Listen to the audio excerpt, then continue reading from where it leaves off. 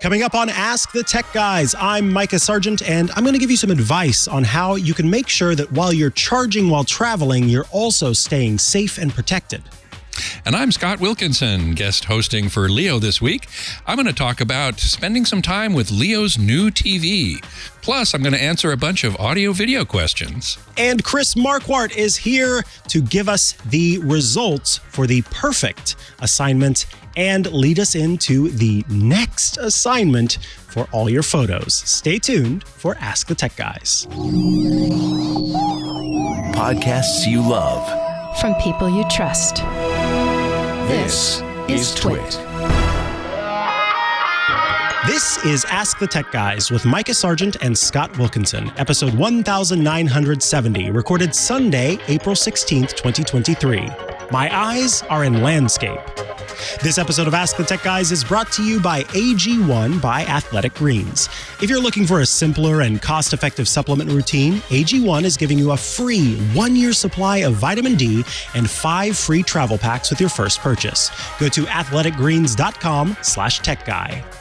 And by Thinkst Canary.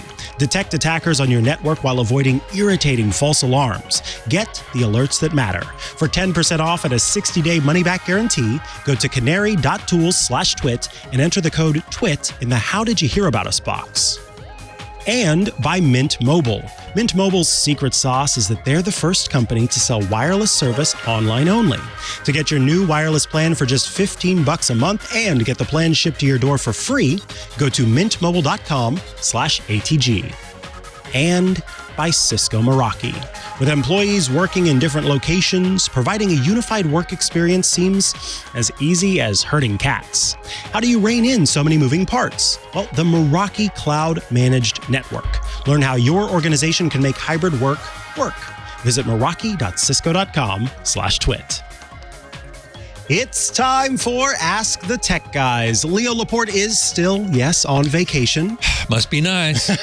But worry not, because if you're listening, then you just heard the mellifluous tones Mellifluous, yes. of Scott Wilkinson. Hey, Micah, how you doing, man? I'm doing well. We have you here in studio. Thank you. I'm so happy to be here. This is just really great. I missed it. Oh, well, I'm glad to have you here with us, and I am looking forward to this episode because I know a lot of people are always kind of curious about their home theater setups, about helping other people with their home theater setups and everything in between. And this is what you do. This is what you know. This is my area of expertise, and I'm so happy to share it with as many people as I can. Anybody who needs help, I'm willing to help them. That's awesome. And of course, this is the show where people can call in, write in, email in some cases, messenger pigeon in with their support requests. If you are looking to call in, it's at call.twit.tv. We suggest you go there on your smartphones. If you do, then you will get a little pop-up that says, hey, let me join you to this Zoom call.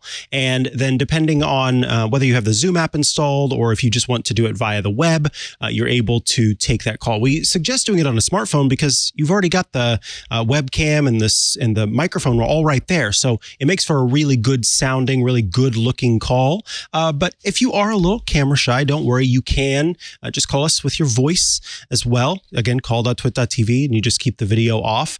And of course, we always take questions atg@twit.tv, so you can send in those questions. We've got a few of those as well. But as we typically do, we're going to start the show off with a little bit of we've called it the sermon. Dearly beloved. We are gathered here today to talk about televisions. Televisions. My favorite subject. Yeah. So you had the opportunity to check out, was this one of the latest, greatest technologies that's available? Tell me first, where did you go? What is this TV? What's going on? Well, I actually went over to Leo Laporte's house. Oh, okay. He recently bought the second generation of the newest flat panel technology. Okay. It's from Samsung. Two companies are producing this type of TV, Samsung and Sony. Both have introduced second generation. Samsung's is out. Sony's is not yet. So Leo went ahead and bought the Samsung. This year they came out with a larger size. Last year it was 55-inch, 65-inch. Now they're offering, in addition, a 77-inch. He wanted to replace his 100-inch ultra short throw projector as his main TV in his living room. And 77 inches is quite a bit smaller than 100. Yes. So why would someone make that choice? Well, because the QD-Oled, which is the name of the technology, is quite a bit brighter. And so if you want to watch in a room with light in it, and this is particularly appropriate for like Super Bowl parties or some large gatherings, then it's going to be better. Plus, it renders high dynamic range content much more effectively than any projector. Okay. So he sacrificed some size in order to get these other advantages. Now, with that change as well, is a projector as good at sort of, well, in the current technology, is it as good at refresh rates as just a straight up panel? I mean, can I, for example, because, if you take a computer and you plug it into a television monitor that's not the latest and greatest, right, and you're moving your mouse across the screen, it kind of takes forever. Yeah. Are short throw projectors up to snuff? Can you game on a short throw projector? Yes, you can. Yeah, you absolutely can. Now, I'm not a gamer. I'll be the first to admit that. So I'm not up on all of the gaming parameters specific. I thought you and Joanna played Call of Duty together. Sadly not. No. Okay. No. But for the most part, ultra short throw projectors, modern ones, are up on the latest gaming. For example, I think, I have to look this up now, but I think they probably have something called variable refresh rate, which certainly the Samsung does, which is important in gaming because sometimes there's a lot of fast action and you want a fast refresh rate. And sometimes it's more slow and you don't need that fast refresh rate. And so variable refresh rate takes advantage of that. But which TV programs and movies and so on, they're at a constant frame rate. So UST projectors and regular projectors, modern ones have some gaming features like these on them. Okay.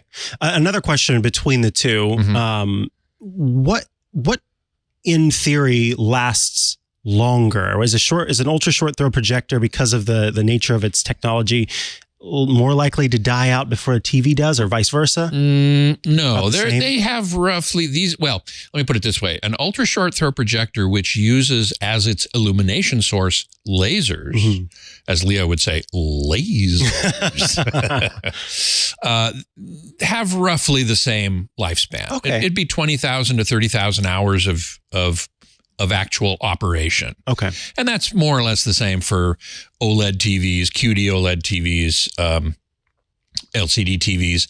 And 20,000 hours, as I recall, at 8 hours a day is something like 8 years or something. Oh, wow. Okay. So the life of a TV before you tend to buy a new one anyway. Exactly. So anyway, Leo's new TV is from Samsung. It's called the S95C. Okay. And Samsung and Sony both do this thing where they put a letter at the end, which indicates the year, the model year. So C is 2023 in Samsung speak. Okay. And in Sony speak, it's K. They don't talk to each other, but they somehow came up with the same notion. Even more interesting, the Sony QD-Oled, this new technology, is a 95, has 95 in the model number. So it's 95K for Sony, 95C for Samsung, which gets a little confusing. Yeah. I'm going to do a Home Theater Geeks podcast on model numbers sometime, because I just think that, how do they come up with these model numbers? Yeah. And it's an easy way to decode too. If you are looking for sort of you're shopping and you see these different models, to be able to quickly go, okay, that means this one came out this year. Correct. That's if nice. you can decode it, it's actually useful information. It's like a VIN for a car. Right, exactly. Yeah, exactly. So this new technology is called QD-Oled. Now, we've heard of OLED. OLED's been around for a while. Organic light emitting diode. And it is, in my opinion, the best TV technology out there, because each pixel, actually each subpixel, each red, green, and blue subpixel emits its own light. Wow. As opposed to an LCD TV, where you have a backlight that just blasts light through another layer. of LCD subpixels that dim or brighten, that close or open. They're sometimes called shutters to let more or less light through. But they can't close down to let no light through. There's always some light getting through. And so it's very difficult to get a really deep black level, which to me is a really critically important part of picture quality. But with an OLED, since it's emitting its own light, it can be brought down to 0. So it's black, and that makes for a beautiful picture. Now, QD-OLED is the addition of a technology called quantum dots. Okay. Which these are microscopic particles that emit their own light. If they receive, say, blue light, a blue photon of light, they will absorb it and then re-emit a lower frequency, a longer wavelength, lower frequency photon of green or red. Okay. And they can be very precisely controlled, the size of these little tiny spheres. And the size determines what wavelength of light they emit. So you make one of a certain size, it accepts a blue photon, it emits a green photon. You make one a little bigger, it accepts a blue photon and emits a red photon. So this is a very efficient means of light production, more so even than OLED. So they can get brighter than OLED, and they can have a wider color range than regular OLED even. So my next TV is going to be a QD-OLED, no doubt about it. So that's when you say it does a better job with HDR. Correct. That's because of the wider range. And the brighter. The brighter peak because it's high dynamic range. Right. Brighter peak brightness and greater color range. Exactly. So I got to, thanks Leo, he let me come into his house and look at his TV, and I did some initial, I only had a couple hours with it, so I did some initial settings and so on. He actually had it set up pretty well. Okay. I was very impressed, actually, that he had selected the movie picture mode. Why do you suggest that one? Well, because when a TV comes out of the box, it's generally in a much brighter, more garish mode, like a vivid mode. To really catch someone's eye. Really catch somebody's eye, but that's not accurate. I'm all about reproducing the artist's intent. Yep. Right? So what were they looking at when they were creating the content? And there's a very specific set of standards that their monitor follows, that they've set up their monitor to follow. And so what I recommend to people who have a TV at home is to set it up with those same standards. Yeah. Because that way they will see it as the director intended. And Leo already did that. He picked the movie picture mode.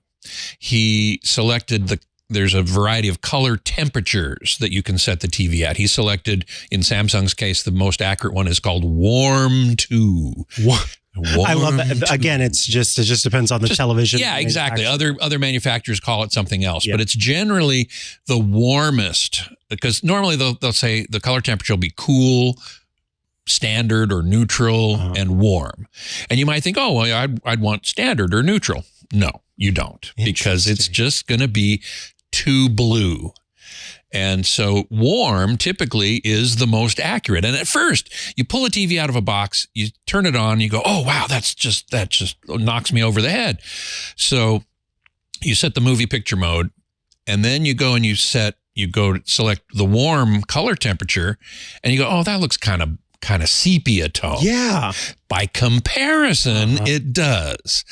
Live with it for a while, just try to live with it for a while. And very soon it won't look that way anymore. And green grass will look like grass. Blue sky will look like sky. People will look flesh tone accurate, not this garish. I mean, if you put it on blue, green grass won't look right. Sky will look too blue. People will look, very pallid. So these are the things that I recommend people do, and Leo already did them. Cool. So kudos to him. He really did a good job. Now, one thing I will say, Leo,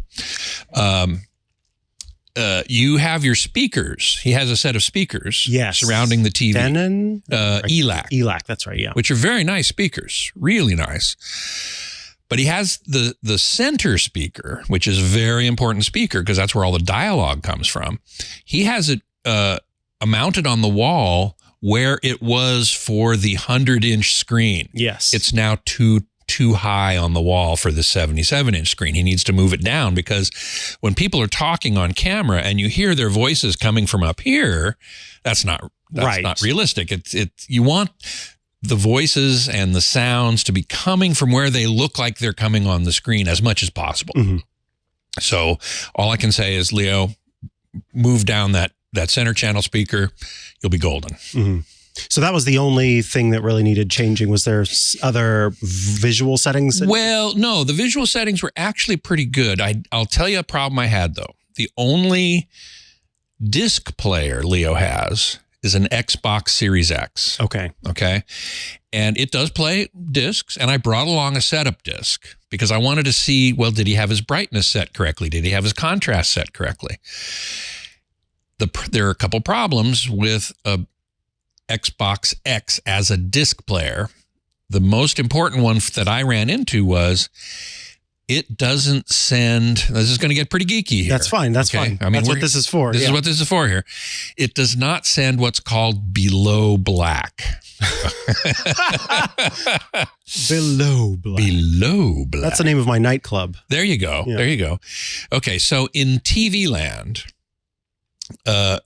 brightness is represented by numbers, right? I mean, it's all digital, right?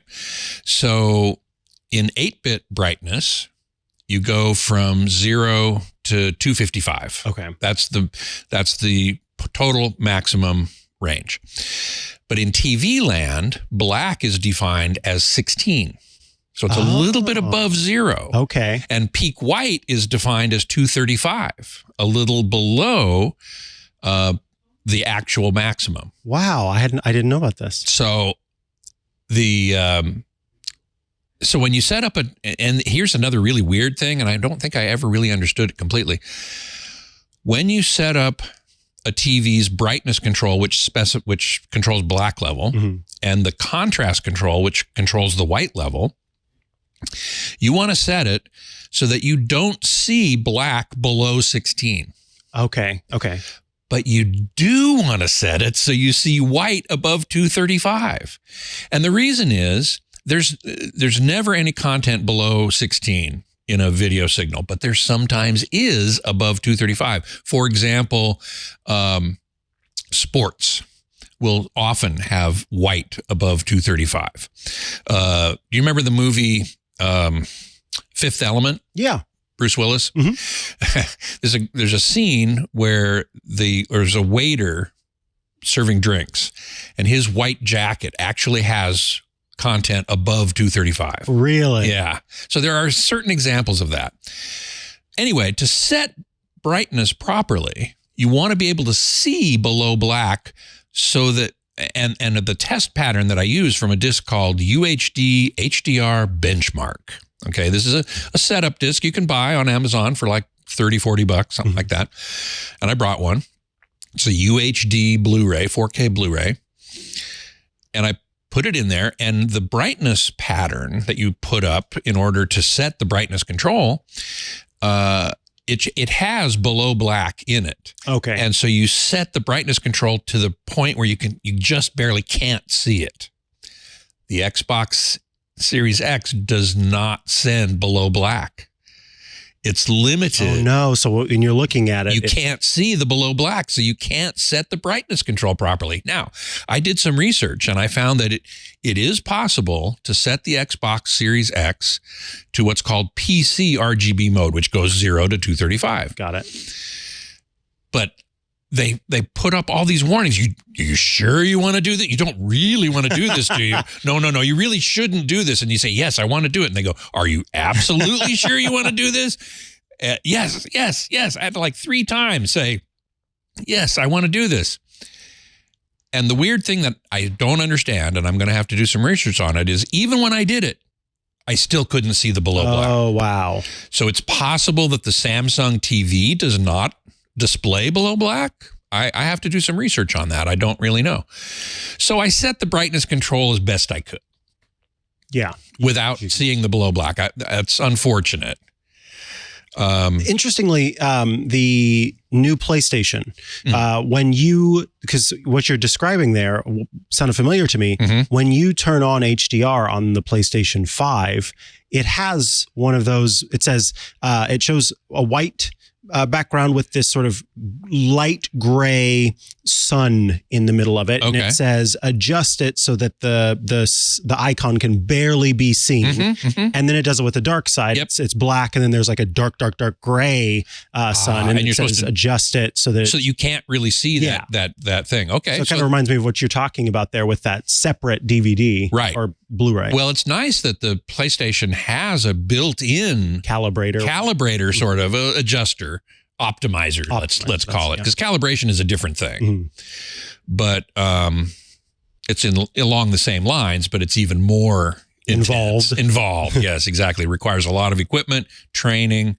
It's not a simple thing, not a trivial thing. But I wish the Xbox had that. That'd be awesome. Yeah, I thought that was a really cool thing that Sony had considered in helping you set it up so that it looked as it was supposed to. The other thing I will say, I got there and I tried to play the disc and it wouldn't play.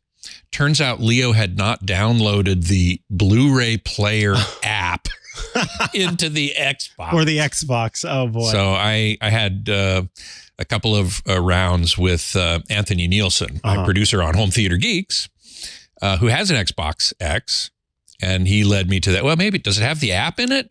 I don't know. So I found it, and I downloaded it, and then I was able to play the disc.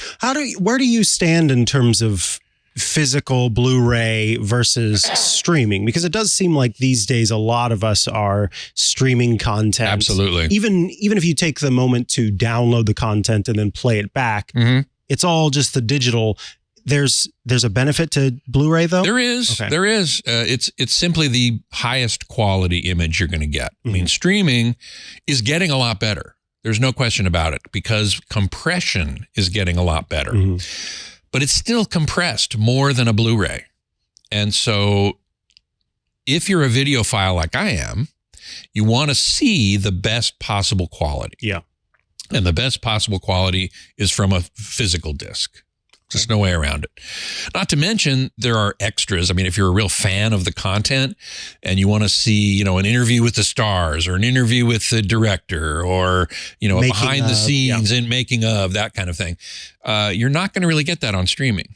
But you will on a disc. Another thing that really bugs me about streaming, which I don't know if there's anything can be done about it, is that streaming companies can giveth and they can taketh away. And boy, do they. And they do. And it bugs the hell out of me that I get these emails all the time of, oh, you better watch this movie on HBO before it disappears next week. What? With a disc, yes, you have to store it. It's physical. You have to get up and you have to put it in a thing. But it's there forever. You have it. You can watch it whenever you want. You don't have to worry about the company, making it go away because their rights agreement expired. Right. They're not going to come into your house and take your Blu-ray. They're not going to come in your house and take your Blu-ray. No. Yeah. So that's another reason I like discs. Yeah, that makes sense. Now, streaming is much more convenient, no question about it, because you can just go and find some content, and a lot more content you can find than you probably have discs. Yes, and the discs take up space. And they take up space. You got to have storage for them. Yeah, that makes sense. Anything else you want to say about the TV, your experience with it before we do take a little break? Sure. Well, just that it looks fantastic. It just looks great. I watched some of the what's called demo material on the UHD HDR Blu-ray. It's called UHD HDR Benchmark, right? And the creators of that disc are two guys, Stacy Spears and Don Munsell. Both video scientists, worked for Microsoft for a while. Stacy, I think, now works for Red Digital Cinema. They make digital cinema cameras, really, really fine ones. And he knows his stuff. They both do, just backwards and forwards. And so they shot some footage in 4K HDR, and That TV just looks awesome. Yeah. Really awesome. So when the time comes, I will tell you this. I'm probably going to get the Sony version of it rather than the Samsung. Okay. And the reason is, one reason only, Samsung does not support Dolby Vision. Oh, that's right. Yes. They don't support Dolby Vision HDR. And interestingly, the Xbox Series X supports Dolby Vision for gaming and streaming, but not discs. Oh, wow. Isn't that weird? That is very weird. It's weird. I don't get it. Some sort of licensing thing, it seems I like. More, guess, but they already have the license for gaming and streaming, so why not just add discs? That doesn't make any sense to me. Anyway, the Samsung does not support, Samsung as a company does not support Dolby Vision. None of their TVs do. What is it that they have? Oh, they have HDR10 Plus. That's it, yep. And I could go into what's the difference between, well, HDR10 Plus and Dolby Vision are very similar. I'll just say because they use dynamic metadata, whereas the baseline HDR format called HDR10 uses static metadata. Dynamic metadata is much better. Mm-hmm. And there's a lot of content in Dolby Vision, a lot of content.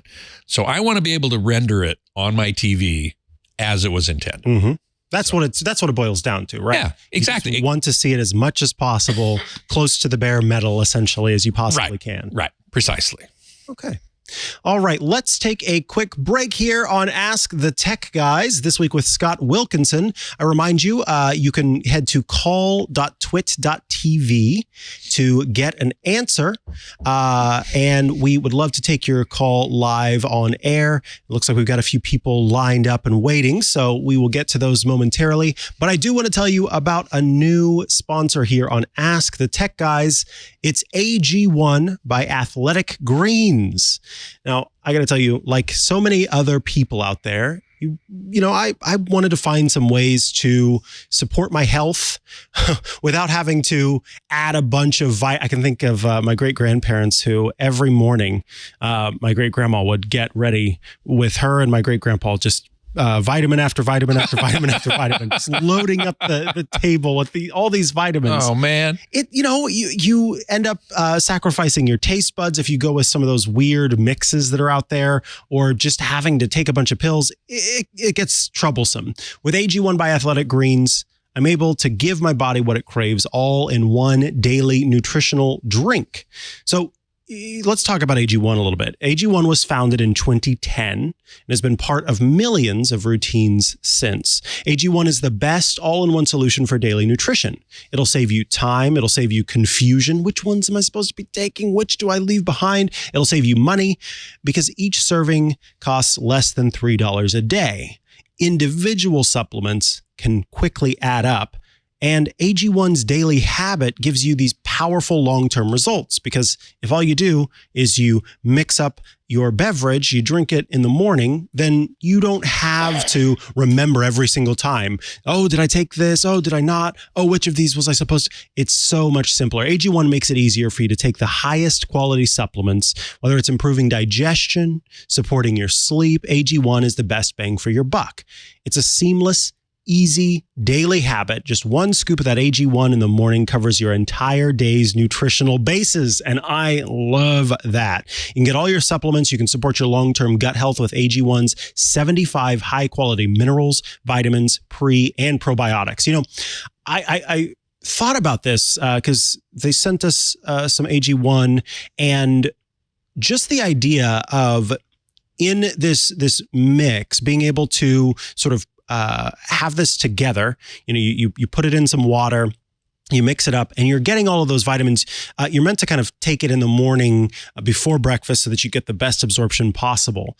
But what's great about it is instead of kind of taking these individual supplements, having it as sort of a full focused start to your day, it seems to make all the difference for me. I've been, drinking this each morning, and also using, they have this great vitamin D, vitamin K sort of tincture.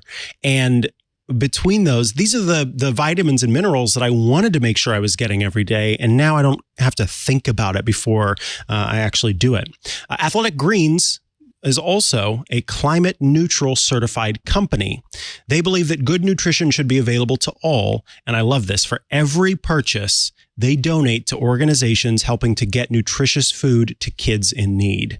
So while you're feeling good inside, you can feel good also inside, I guess, technically. Feel good in your heart and in your gut because you know that you're also supporting others. And the story behind this is great too. The guy who founded the company was having all these issues, feeling very worn out, getting sick a lot, and basically through a bunch of different tests was told that his gut health was out of whack, and it was resulting in him not properly absorbing nutrients as he needed to. And so it resulted in him spending so much money every single day just to get the nutrients he needed. He said, there's got to be a better way to do this. And that is AG1 by Athletic Greens. And for a person like me who I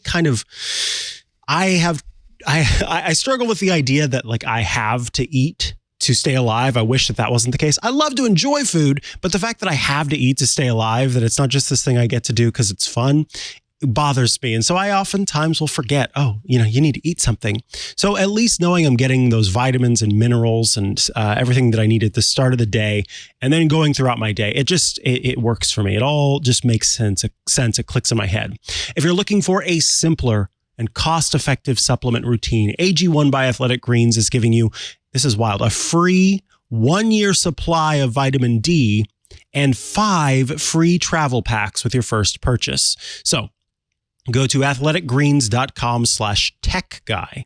That's athleticgreens.com/techguy, TECHGUY.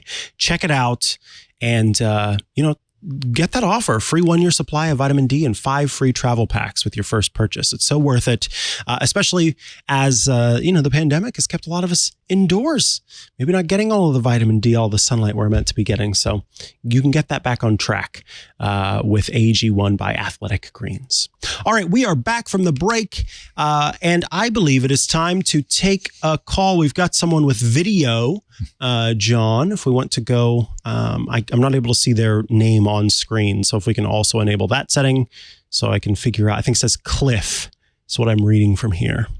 So we'll bring Cliff on air, and Cliff will join us momentarily, and then we'll be able to get their question. All right. Cliff, are you with us? I am. Nice to talk to both of you. Nice to talk to you too. Where are you calling from?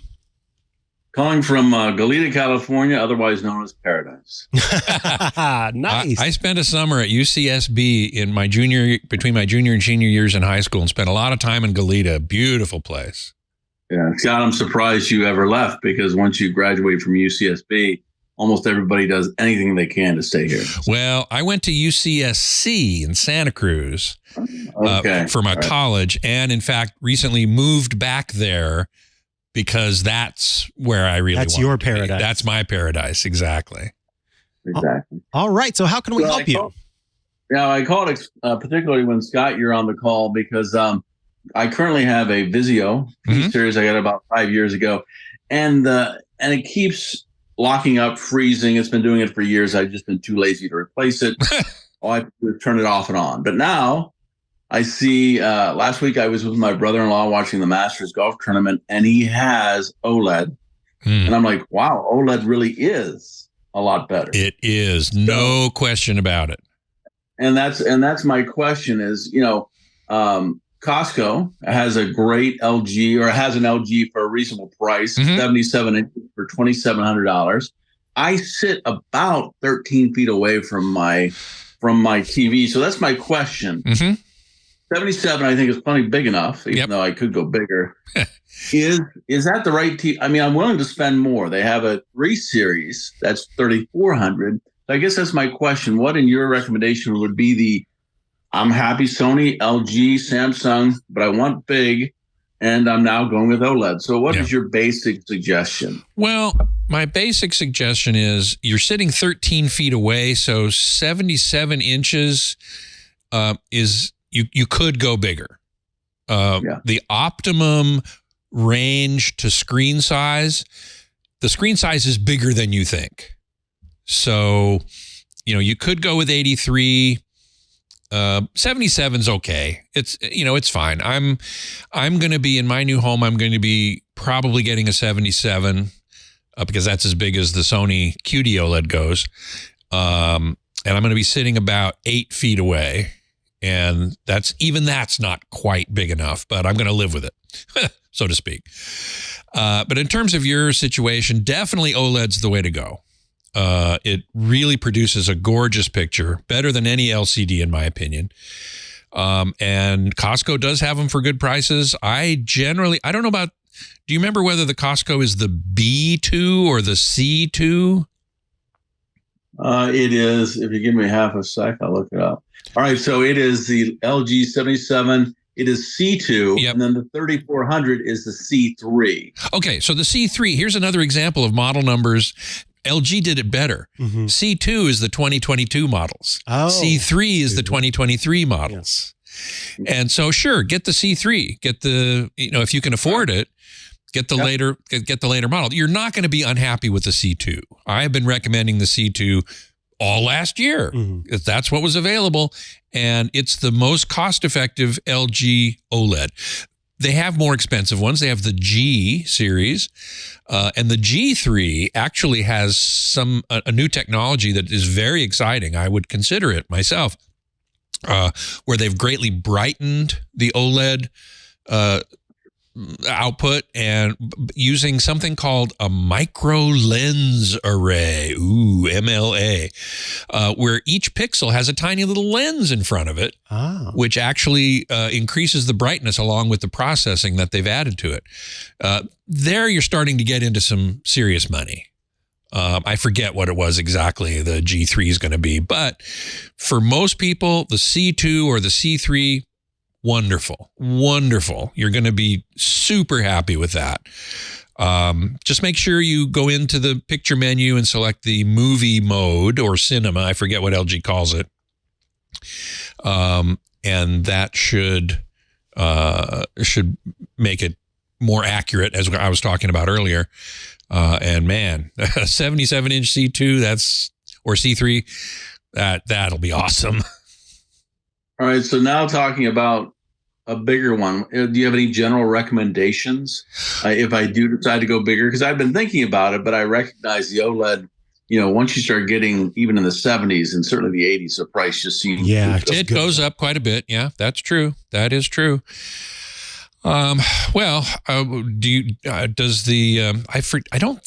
the C2 comes in an 83.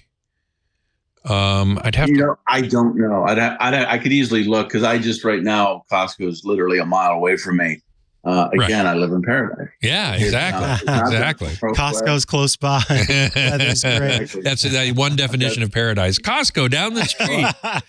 I've got the beach. I've got the bluffs. All in one. I've got a Scooter X in the chat room is saying LG 83 C3.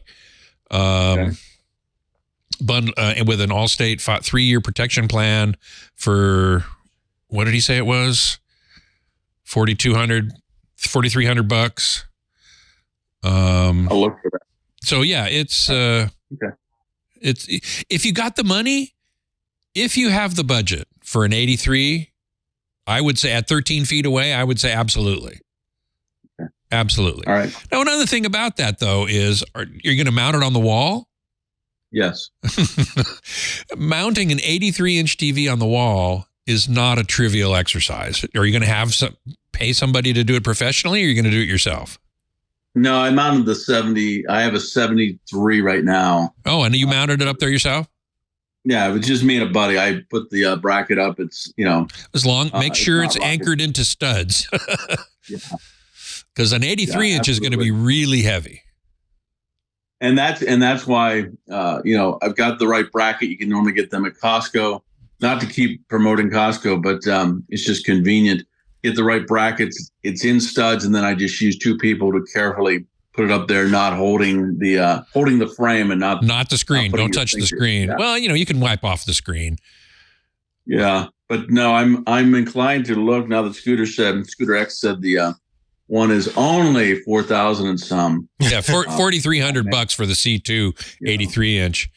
Hey, if you can swing it, at the distance you're at, that would just be awesome. Yeah, I think that's a good suggestion. I mean, I like LG, Sony, all of them, but to have a suggestion, LG seems to be a reasonable price. I'll tell you this also: the Sony will be more expensive. Okay. For an equivalent TV. And I'll tell you, I have a surround sound 5 Klipsch. I've had them for years. Very nice. So lovely. Yeah, all the accessories are underneath the mounted TV. Mm-hmm. The center speaker is right in the center. Excellent. Close to the screen. Yeah, I listen to you. Yeah, it's right underneath the screen. Excellent. So it worked out well. So sounds great, man. Good. You may hear back from me in a little while asking for some more advice on getting the best picture out of it. So, well, I've got my new podcast, or my reinstated podcast here on the Twit Network, Home Theater Geeks. I've been talking lately about how to do exactly that. So check it out. Yeah, I've actually I was going, do I need to join? Do I need to join? And not to make your head swell, but I was like, Scott's joined. I need to join. Thank you, Scott. Micah, I already listened to you for free. You and Leo on this show, so I don't need to join it except for Scott. So Scott, that is so gratifying. Thank you so much. My pleasure. Take care. Thanks for the answer. You bet. Absolutely. Thank you for the call. Take care. All righty. We've got some more calls. We will go to an email question before we come back and take a few more calls from the Zoom. Jerry has written in and says, in the news, now the FBI is warning against using USB charging ports at public spaces like airports. Oh, no.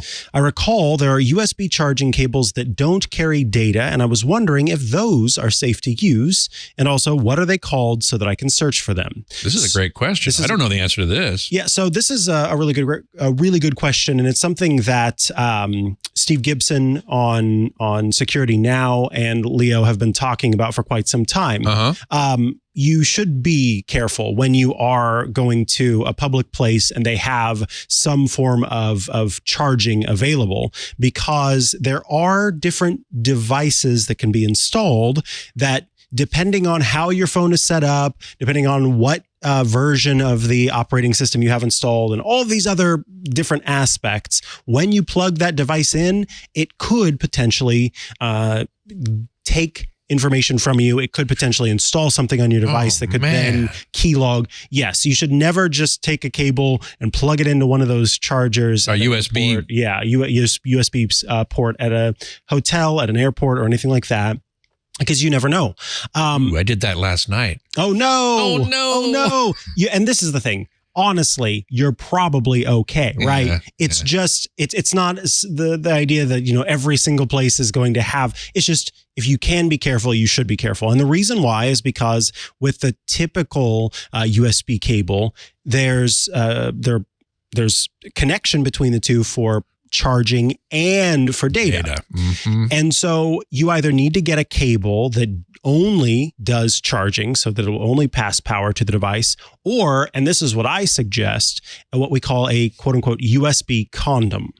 And essentially what it does is, no matter what cables you have, it will only allow the passing of power between your cable and whatever you've plugged it into. Is this a little dongle? It's a little dongle. So you plug this into the USB-C port or the USB-A port in the hotel and the airport. And then it basically just, all of the little pins that are for data, doesn't do anything with those. Right. It only passes along the power. Wow, okay. That way you don't have to get new cables that are special for this. You just carry around a USB-A condom, a USB-C condom, and then you're good to go. Is that what they're actually called? That is what they call them, yeah. So, protect yourself. Indeed. So ZDNet has a good article called Protect Your Data with a USB Condom that actually lists a few options, including a company called PortaPow. And these have different models, again, USB-A and USB-C, that just, no matter what you're plugging it into, the data is blocked and it's only going to pass along power. The article also discusses some of the devices that look as if they're just standard cables, like there's nothing wrong. Turns out, no, these cables actually have the firmware, the software, the bad acting stuff in it that will actually gain access to your devices and potentially install something. Now, of course, it's worth noting that many modern, especially mobile operating systems, have lots of protections in place to keep you safe. And so if up to this point, you've been using those, chances are you're probably okay. But if you just want to go forward with the knowledge, okay, I'm good, that is where something like this will be helpful to you. In fact, the article kind of is a little tongue-in-cheek in saying the super paranoid folks out there can make use of these, because this is typically a targeted attack. This is not just anybody in the airport. They're scooping up whatever, because the information that could be gained through it is more meant in a targeted attack. So you find out that some head of state is staying in a hotel, and then, the espionage goes in, and that's kind of where this has mostly been. We've seen it mostly used in the past. But again, if you want as much sort of caution as possible, then these USB condoms are a great thing. And I suggest not just going to Google and typing that in and then buying the first one, because you don't know then where that's coming from. Look for one of these established brands that have been talked about before by computer security professionals. So the company, again, PortaPow is a great example for an option to make sure that you're only passing power to your device. There's also the question of, what if I am using a wireless charger at an airport, as opposed to, you just set the device down? That's even harder to be able to pass along any. In fact, software. this is what I was doing at the hotel last good. night. Yeah, I was using a wireless charger. Yeah, so that's you're even more safe. Of course, with newer devices like the iPhone, there is an NFC reader that's involved in the power charging, but it is specific to Apple's own accessories. So they include in some of the devices and cases, like this case, it has a little chip in it that tells the phone what color and what device, or what accessory rather, you're putting on, so that whenever you actually stick it into the case, it shows up an animation that shows the actual case that you're putting on it. So it's a little goofy, it's gimmicky, but that could be the only concern that someone would have is, what if they pass information over that NFC connection? But that NFC connection is so limited that it's highly unlikely that there's going to be anything passed along. One thought I just had was, what if instead of using a USB cable, well, you use a USB cable, but you also have one of those AC power things? Yes, that's the best. I mean, that's really, that's not going to pass any data. If you're just plugging in your own device and then you're passing, then you're charged, you're fine there. Yeah. This is strictly, you've got a lamp. They have those lamps in hotels that have the USB, 2 USBs in them. I've used them. Yeah, and there are times where somebody has taken the bottom off of that lamp and then discovered that inside someone had installed some sort of dongle that was then passing alongside. Nefarious. Yes, a nefarious. A bad actor was up to no good. So it is a good question, Jerry. And that is why, again, I recommend getting the little dongle as opposed to getting a cable, because this is the thing. A lot of times they're the cheap cables that are only for passing along power. And when you're buying cheap cables, you're also running the risk of shorts and all sorts of bad stuff that lead to fires instead. So I think another thing you don't want. Yeah, exactly. You don't want fire. You don't want somebody hacking into your stuff. So one of these little dongles, or as we've said, USB condom, can be helpful in this case. All righty. It looks like we've got I should mention, call.twit.tv is the URL you want to type in. You can then go to Safari, or any browser on your mobile device, and type that in and join us for the call. Let's go to the Mac Geek, who's joining us today for Ask the Tech Guys. Kevin from Las Vegas.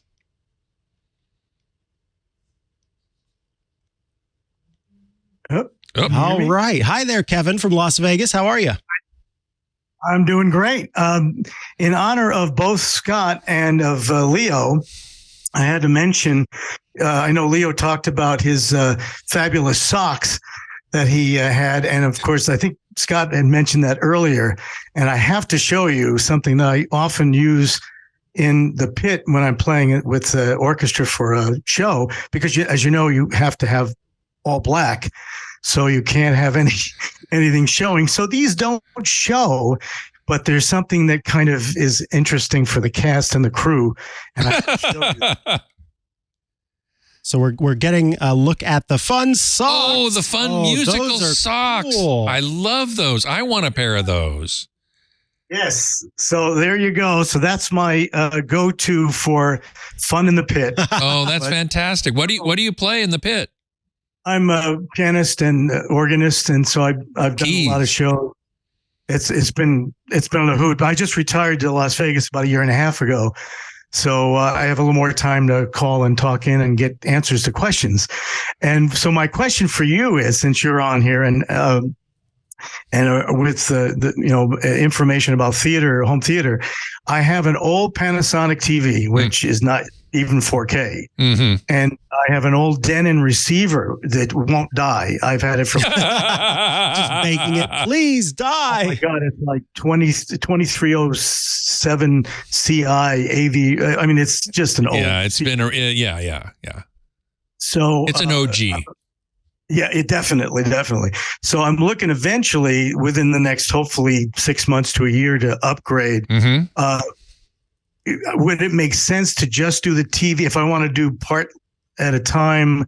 Do the TV first, do the receiver, and then what would I upgrade to? Sure. Well, one thing that comes to mind immediately is that old receiver will undoubtedly not pass 4K or HDR content.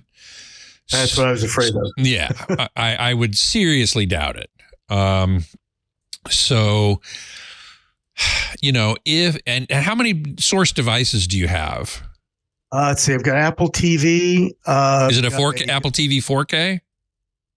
Yeah. Okay. It's not the current model, but it's the first 4K they came out with. Okay. All right. A couple of generations back, and a Blu-ray player, Sony Blu-ray player, and and let's see. That's about it, really. Okay. But it's a Blu-ray, not a UHD Blu-ray. Yeah, I believe it's just a Blu-ray. Okay, so that's 1080p. The Apple 4K, the Apple TV does do 4K. So, and the Panasonic is still working. Is it a Panasonic Plasma? Oh, no, not at all. Oh, okay. It's an LCD. About 10 years old. No, it could be. It could very well be a Panasonic Plasma at that point. And they made some excellent plasma TVs. Plasma TVs are no longer made. They're dead. It's a dead type of technology. But when they were being made, they were my favorite TV technology. So it's a tough one. If it's still working, then it's still working. Yeah. And you don't really have any source device other than the Apple TV 4K to give a 4K signal. I mean, ultimately, yes, you'd want to upgrade to, in my opinion, an OLED TV, LG or Sony. LG is less expensive and still really good. And you would then want to upgrade to a receiver. But you know what you could do in the meantime? You could bypass the receiver. You could just plug the Apple TV 4K directly into your new 4K TV. And then it would show 4K. And it would mean a little more remote swapping and fiddling around. It's always nicer to have everything go through a receiver. That's always much nicer. And if you wanted to do that, then you'd have to upgrade your receiver as well. Yeah, because I've cut the cord. I have Sling, and I have an antenna just for local broadcast, and Apple TV with Paramount Plus also on there as well.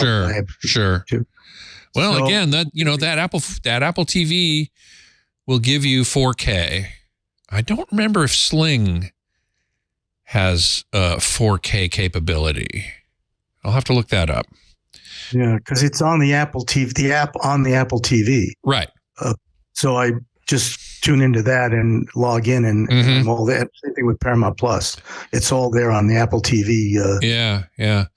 But you're not getting any 4K through that receiver. I would be willing to bet. No, not at all. I mean, even though it shows up and it's a 4K Apple TV, I'm not getting. You're not getting 4K signal, right? Exactly. The Apple TV is looking at the TV and the receiver and going, "Oh, you can't deal with 4K, so I'm not going to send it to you. I'm only going to send you 1080p." So pretty much, you're saying I should probably upgrade both. I do. I'm afraid so. I'm afraid so. If you want, if you really want the best experience now that you can get, you really do want to upgrade both of them. Otherwise, if you just upgrade the TV and you plug the Apple 4K directly into it, you have to change the inputs on the TV to watch one thing versus the other, swap around remotes, and a lot of people find that pretty daunting. Well, I'm using the Sofa Baton remote. In fact, I did a mini review a few months ago with Mikah and Leo mentioned and showed that, and I had bought it on Amazon for like $40 on sale, and it's doing great. I think it's even better than the Logitech remotes. Oh, so, I haven't looked at the Sofa Baton. I would be hard pressed to think anything's better than Harmony. But for color buttons for macros, so you can program several devices. Yeah. It's and the only thing is it's not infrared, it's RF. It's direct. So you don't have to point it anywhere. Yeah, it's a drawback to that. And also it's got a little kludgy kind of a scroll wheel that changes devices where you can change. I'm going to have to get me one of those and check it out. Yeah, I'd love to hear your review. Get it on sale for $40. It's even $50. It's well worth it. Yeah. Okay, good. You've given me something to look for. Thank you. So the only question is, obviously, the size of my apartment is not big, so I've got about a 55-inch right now. Oh yeah, and I'm sitting about 6 to 7 feet. Man, a 55-inch TV would be fine. For you. And an LG C2, I think I last saw on Costco or Amazon maybe at $1,500, $1,600, something like that. Yeah, I was looking to see if I could get maybe under 1,000, but I don't know if that's possible. You could have for Super Bowl Sunday and back in Black Friday might have been possible. And as the 2023s start to actually become available in retailers, they're going to discount the 2022s. So if you can wait, I'd say a couple of months, maybe 1 or 2 months, you might see the LG C2 down close to 1,000. I think at Black Friday last year and Super Bowl Sunday, the C2 55 was $1,200, $1,300. So getting close. Okay. So it's not urgent, but I'm definitely, because I say the Panasonic and my Denon receiver are just chugging along. It's a good picture. It's fine, but it's just not 4K and it's not HDR. Yeah. Yeah.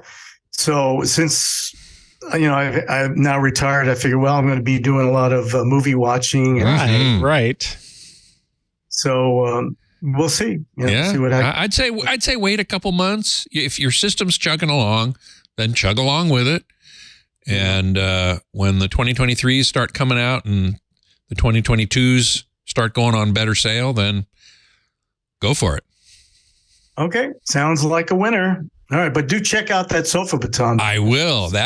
Thank you for the recommendation. That sounds great. It really works well, and like I say, just couple of little drawbacks, but for $40. It does a heck of a job. Oh, yeah. It's well worth it. So, yeah. Anyway. All right. Thanks for the question. Yeah. Hopefully listening to your show now and that you're back on the air. Yeah, please do. I will do it. All right. Thanks, Scott. Righty. Thanks, Micah. Yeah. Thanks for calling in. All right, we are going to take a quick break before we come back with more. Again, if you have questions, particularly home theater questions for Scott Wilkinson, who's here with us, it's call.twit.tv. You can also email us, atg@twit.tv. I do want to tell you about Thinkst Canary, who are bringing you this episode of Ask the Tech Guys. Everybody knows honeypots are a great idea. These little sort of moments, these little devices where you're drawn in to go and dig inside, and then boom, you capture that bad actor. And so you kind of wonder, why don't all internal networks have honeypots set up? Why aren't they all running them? Well, it's because with all our network problems, nobody needs one more machine to administer and worry about. The boss might want a honeypot set up on the network, but the IT team is going, literally, we've got so much to think about every single moment. The benefits that honeypots can bring are there, but the cost and effort of deployment always drop honeypots to the bottom of the list of things to do. That's where Thinkst Canary comes into play. It changes everything because canaries can be deployed in minutes, even on complex networks, giving you all of the benefits without the admin downsides. The canary triggers are simple. If someone is accessing your Lure files or brute forcing your fake internal SSH server, you've got a problem. Canary uses deceptively uncomplicated, high-quality markers of trouble on your network. Here's how it works. You simply choose a profile for the Canary device. It could be a Windows box, a brand name router, or a Linux server. If you want, you can further tweak the services your Canary runs. You may need a specific IIS server version, OpenSSH, or a Windows file share with actual files constructed according to your naming scheme. So it's got all of that complexity that you can add. And then lastly, you simply register your Canary with the hosted console for monitoring and notifications. And then you wait. Attackers who have breached your network, malicious insiders, other adversaries make themselves known by accessing that Canary, leaving little room for doubt. If someone browsed a file share and opened a sensitive-looking document on your Canary, you'll immediately be alerted to the problem. You can view testimonials at canary.tools/love and see why customers on all 7 continents love their Thinkst Canaries. Deploy your birds and forget about them. They remain silent until they're needed. You can get one alert via email, text, Slack, webhook, or syslog only when it matters. So visit canary.tools/twit. And for just $7,500 a year, you'll get 5 canaries, your own hosted console, upgrades, support, and maintenance. And if you use the code TWIT in the How Did You Hear About Us box, you're going to get 10% off the price for life. Thinkst Canary adds incomparable value, but if you're unhappy, you can always return your canaries with their 2-month money-back guarantee for a full refund. However, this is really cool. During all the years that Twit has partnered with Thinkst Canary, their refund guarantee has never needed to be claimed. You can visit canary.tools/twit, enter the code TWIT in the How Did You Hear About Us box, and you too can be very happy with your canaries. Thank you, Thinkst Canary, for bringing us this episode of Ask the Tech Guys. All right, back from the break. And I think we'll take a moment to flash back to Tech News Weekly, where we talked about, with Jason Howell and myself, talked about HBO Max losing the HBO part of its branding. So give this a listen. All right. So no more HBO. It's just Max. Yeah. So Warner Bros. Discovery Discovery has made the choice to ditch the HBO branding and go with a new streaming platform called Max. It announced it as we're recording the show just yesterday, and kind of talked about some of the upcoming stuff that will be part of the Max launch. But what I found interesting was how upset people were getting about this change. And it doesn't take much to upset. No. I mean, change is the thing that gets people upset. But indeed, it's always fascinating when it's some like you. HBO has been around for a long time. Yes. It's something that you pay for and then you get to watch shows on it. And so I struggle. I guess what I'm saying is I struggle a little bit with understanding how someone's identity can be tied up in it so much that they get so bent out of shape about the fact that you're getting rid of HBO part of this. What in the world? Regardless of that, that's what's happening. The launch is going to happen May 23rd here in the United States. It'll come to other places later on. And I also, according to this Variety article, they're planning on launching an average of more than 40 new titles and TV show seasons every month. Wow. That's a lot, right? That is. I wonder how that compares to like Netflix, because Yeah. Netflix in its heyday, and I think we're kind of beyond the Netflix heyday at this point. That felt like a reality. Yeah. There was so much streaming Always new into there, and so much of it was internally produced. It wasn't just, third-party content that they got licensed for, and it got confusing. Like at a certain point, it was just too overwhelming. What do I even, what's new, what's not, what's theirs, what's not, what's still available, what's been taken off, that kind of thing. They've definitely slowed down some, but there's still new content appearing there all the time. Sure. And that does kind of seem to be what HBO Max is doing, or excuse me, what Max is planning on doing. Along with this change is going to be some changes in sort of the pricing and tier structure. So I want to go over this.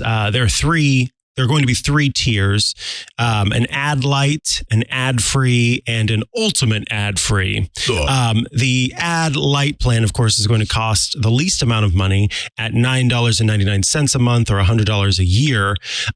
You can have 2 people streaming at the same time. It's only 1080p resolution. You can't download anything. And then there's not Dolby Atmos for the sound. The ad free version, of course, is just like the ad light version, except you don't have ads. You can do 30 offline downloads. So what is an offline download? It just means that at any time, if you know you're going to be without internet connection, you can download several episodes or movies and have those available for a certain period of time. You're on a flight to Costa Rica, let's say. Exactly. Yeah. And you don't want to pay for the airplane's Wi-Fi or whatever. Right. That'll bring it up to $15.99 or $150 a year. And then the ultimate ad-free plan, of course, has ad-free content for concurrent streams. And that's the only one that features the 4K content with Dolby Atmos.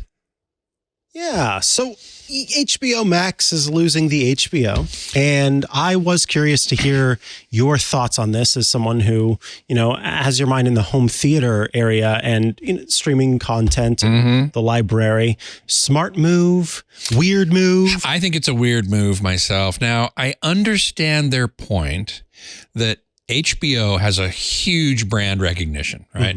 But it's also associated with what we would call adult content. Yeah. And I don't mean X-rated or anything like that. Blue content. Not blue content, but, content that would be inappropriate for little kids. Yeah. And now they're adding Discovery Plus, and they want it to be more of a family thing. So having HBO be associated with, Game of Thrones and, these other more adult titles might put some families off. On the other hand, simply calling it Max, what the hell does that mean? Right. It is so generic. It's so generic. It's too generic. Yeah. So I can't say I've got a better idea right now. Yeah. We call it Lucy instead of Max. Yeah, exactly. I mean, that it didn't make a lot of sense to me to call it that. Okay, you want to lose the HBO to make it more family friendly, but you don't want to lose the people who want to watch Game of Thrones or these other more adult content. What do you call it? I mean, they could have run a contest maybe. Yeah, I guess. Yeah. My thought in the end is kind of the people who were in it for watching HBO, probably a little more sophisticated. Because I think about HBO for the HBO's been around for a long time. And in order to get it in the first place, you had to know a little bit about, you couldn't just, you call your cable provider and just get the standard package. You know what I mean? You had to go and say, I want the HBO package, or to understand even what that was. And then as we've moved kind of away from it being part of cable to being the separate subscription, or in some cases bundled in with other stuff. Right. So it has a little bit of sophistication in getting it set up. So I think you don't necessarily alienate the HBO people. So it's almost like they just have trust that the HBO people are always going to know where they can find their favorite HBO shows. Right. So they can almost just go, we'll just put those to the side. You all know what you're doing. We're trying to draw in a new clientele. And in that case, I sort of understand that aspect. If they're trying to grow the user base, they're like, we're not worried about you people who already, you're going to gripe. We're ready for that. But we're not worried about you going away because you love these shows. So you're going to find us no matter what. Yeah. Yeah. But I don't know, not calling it Family Max, maybe. That wouldn't be bad. Something like that to make more indication of what it is. Yeah. What is Max? I don't know. What's on there? Everything. Max. Yeah. That part is fast. And I'm curious too. So the way that I get HBO Max right now is as part of my AT&T, my cellular plan. So I've got a plan that has AT&T or that has HBO Max bundled in with it. And right now, nothing is changing. They've said that even after the launch, nothing is changing right away. But I do wonder if eventually that little will go away. That little benefit will go away. Good question. And if we start to see people who have current HBO Max subscriptions, if we see those change too, depending on which streaming package you have, is it the full 4K? Is it just 1080p, et cetera, et cetera? So it is something to watch. Yeah. And that's what you were talking about earlier, the problem with streaming. That's exactly right. The problem with streaming is that it changes, it morphs, it evolves in ways that are sometimes confusing. And how do you keep up?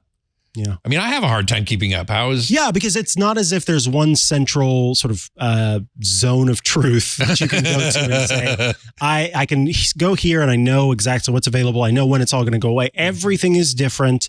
All of the different services that you have to go to. And then some of them, they just don't even announce it. That's right. I got to tell you the most glaring example of this that I ran into. There is so you may have heard of like Survivor, the show. It's I don't watch it, but yeah. It's a reality television show where people basically are put on an island and they all have to eat bugs. They all try to survive. And it's kind of a social thing too, because you want to not get voted off. Well, Survivor here in America has really changed over time, and it is not the enjoyable show that it once was. Really? Yeah, it's just they've tried to speed things up because I think people's paces have changed. And they're really just trying to make it more for a modern audience, but in a way that some of us who've watched it for a long time, don't like so much. Yeah. There's an Australian version of the show, Australian Survivor, that is just chef's kiss, beautiful, amazing, wonderful. And it used to be that it was part of, I can't even remember now. It may have been Peacock. It may have been, I think it was Paramount Plus. Okay. So it was on Paramount Plus, and my partner and I, we would watch that show. I mean, back to back, because we had several seasons of it. We would binge it. And I remember this like it was yesterday, although it was now a year and several months ago. It was quite literally Valentine's Day. And we're watching, we had just gotten through the season. We're watching the finale episode of the season of Australian Survivor. And we were all about ready to get to the sort of end of the episode when the people would be announced who won. Yeah. Hit pause. And, I think we were making dinner or something like that. We came back and a thing popped up on the screen and it said, having trouble loading this content, which is something that happens on Apple TV from once time in a to time. while. If the internet connection drops, whatever. Right. I go to reload it. And as I was reloading it, I happened to look at the clock and I realized that it had just turned to, I think it was 6 p.m. So it was like on the dot. And that is where I sort of had this panic in my mind, like, oh my God, no. Did a licensing thing just flip over? Lo and behold, that is exactly what happened. And instead of letting people like finish out for at least the whole day, I've never had, even in shows that have lost their licensing, you can still finish like the episode that you're on because you probably, in streaming it, you were downloading. You've buffered it. Yeah, you've buffered it. Yeah. It wouldn't even let you finish the episode. The switch flipped and you could not even go.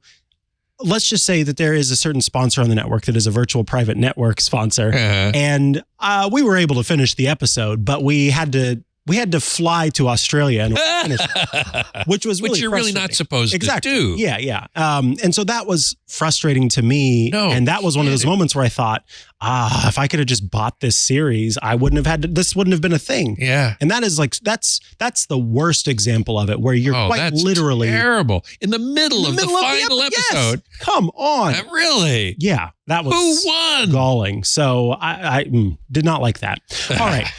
Let us go to, we've got a call and we'll go to that in a moment, but I did want to mention here in about 15 minutes, we will have Chris Marquardt joining us. Ooh, cool. Yeah. So I haven't talked to him in a while. It has been a while. And Chris is here for the assignment. We will take a look at the word was perfect. And so we're going to see what people have submitted for perfect. And then Chris will draw from the fishbowl for next month's assignment, or for next. Yeah, it's about a month. It's about a month between. All right. So let us go to Grant, who is calling in call.twit.tv.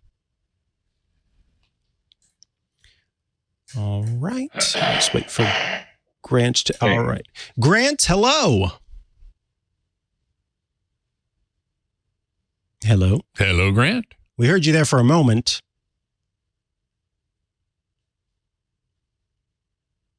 Paging Grant. Oh, we keep. Can you hear me? Yeah. There he is. Hello, Grant. Where are you calling from?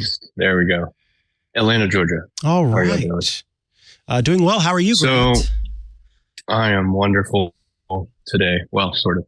I had an issue with YouTube and they suspended my account, but since Scott's here, I'm going to ask a different question I've been wanting to know. I'm a little camera shy, by the way, if you're... Oh, well, you can just do audio if you'd like. It's totally up to you. Yeah, let me do that. So okay, I can actually that's no problem. Sweet. So, Scott, yes. I know you do a lot in the home AV space. Oh, yeah. Yeah, so I install high-end home automation systems. Oh, like, yeah. Control 4, Savant, Josh AI. Uh-huh. And I was wondering if you were to put something in a home high-end, they don't the customer just doesn't want to have to deal with their smart home. They're good with a dealer coming by and doing everything for them. What would you recommend? In terms of a smart home automation system? Yes, because there's Crestron, there's Control 4, there's Savant, Josh AI is a new one in the space, which is actually really sweet if you've ever heard of it. I have heard of it. I get a lot of their emails. I will tell you this, I don't spend a lot of time studying, researching, using smart home systems such as these. I will tell you that Crestron has traditionally been the system of choice for really high-end homes. When I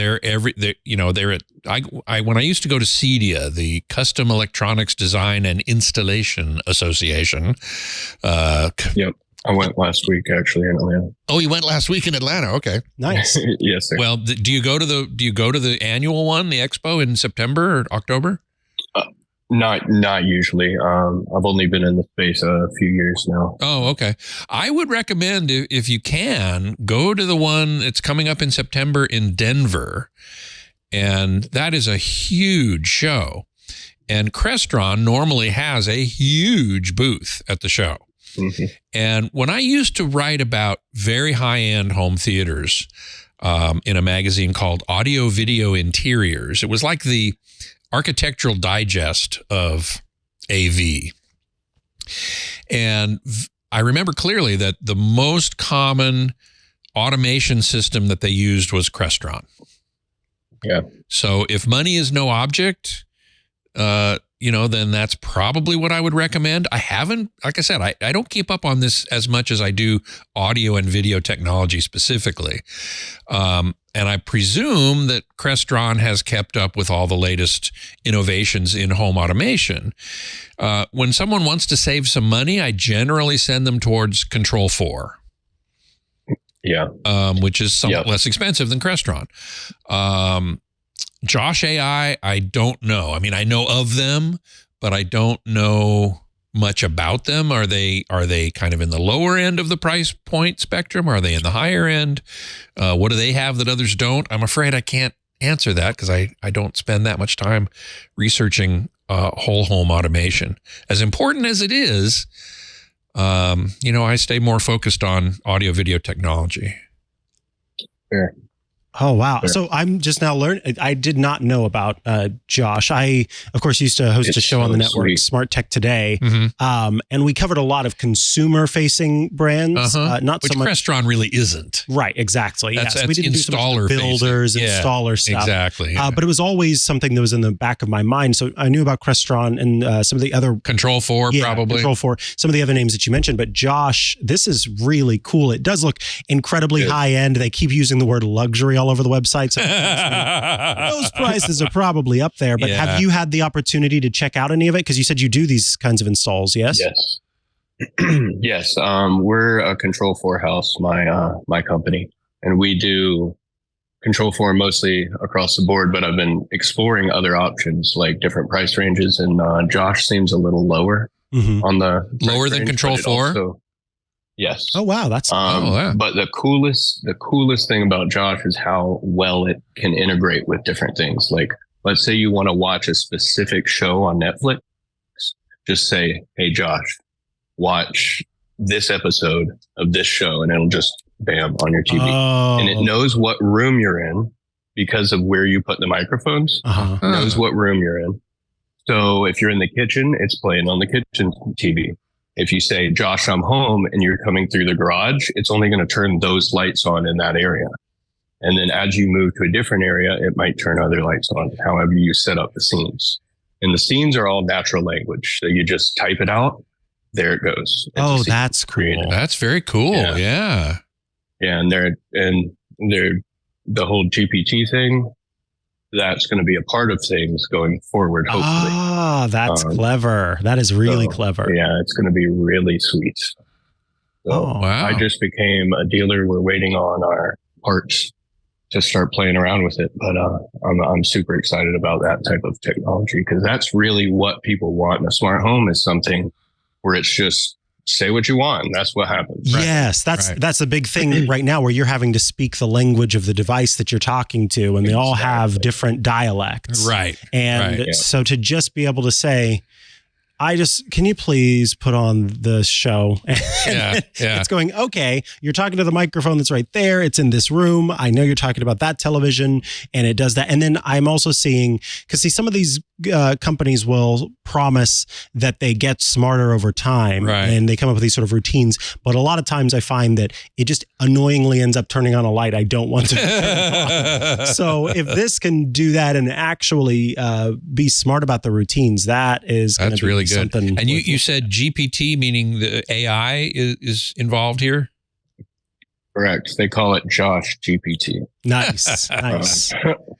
Yeah. So wow. Okay. Well, that's super awesome. Cool. I hope you'll call us back, Grant, after you've had a chance to play around with this, just to tell us kind of what the experience has been like, because then I can convince Leo, who, has a few dollars to throw around, to install Josh in his own home, and then we can play with it and see what man. I'm digging that. Man.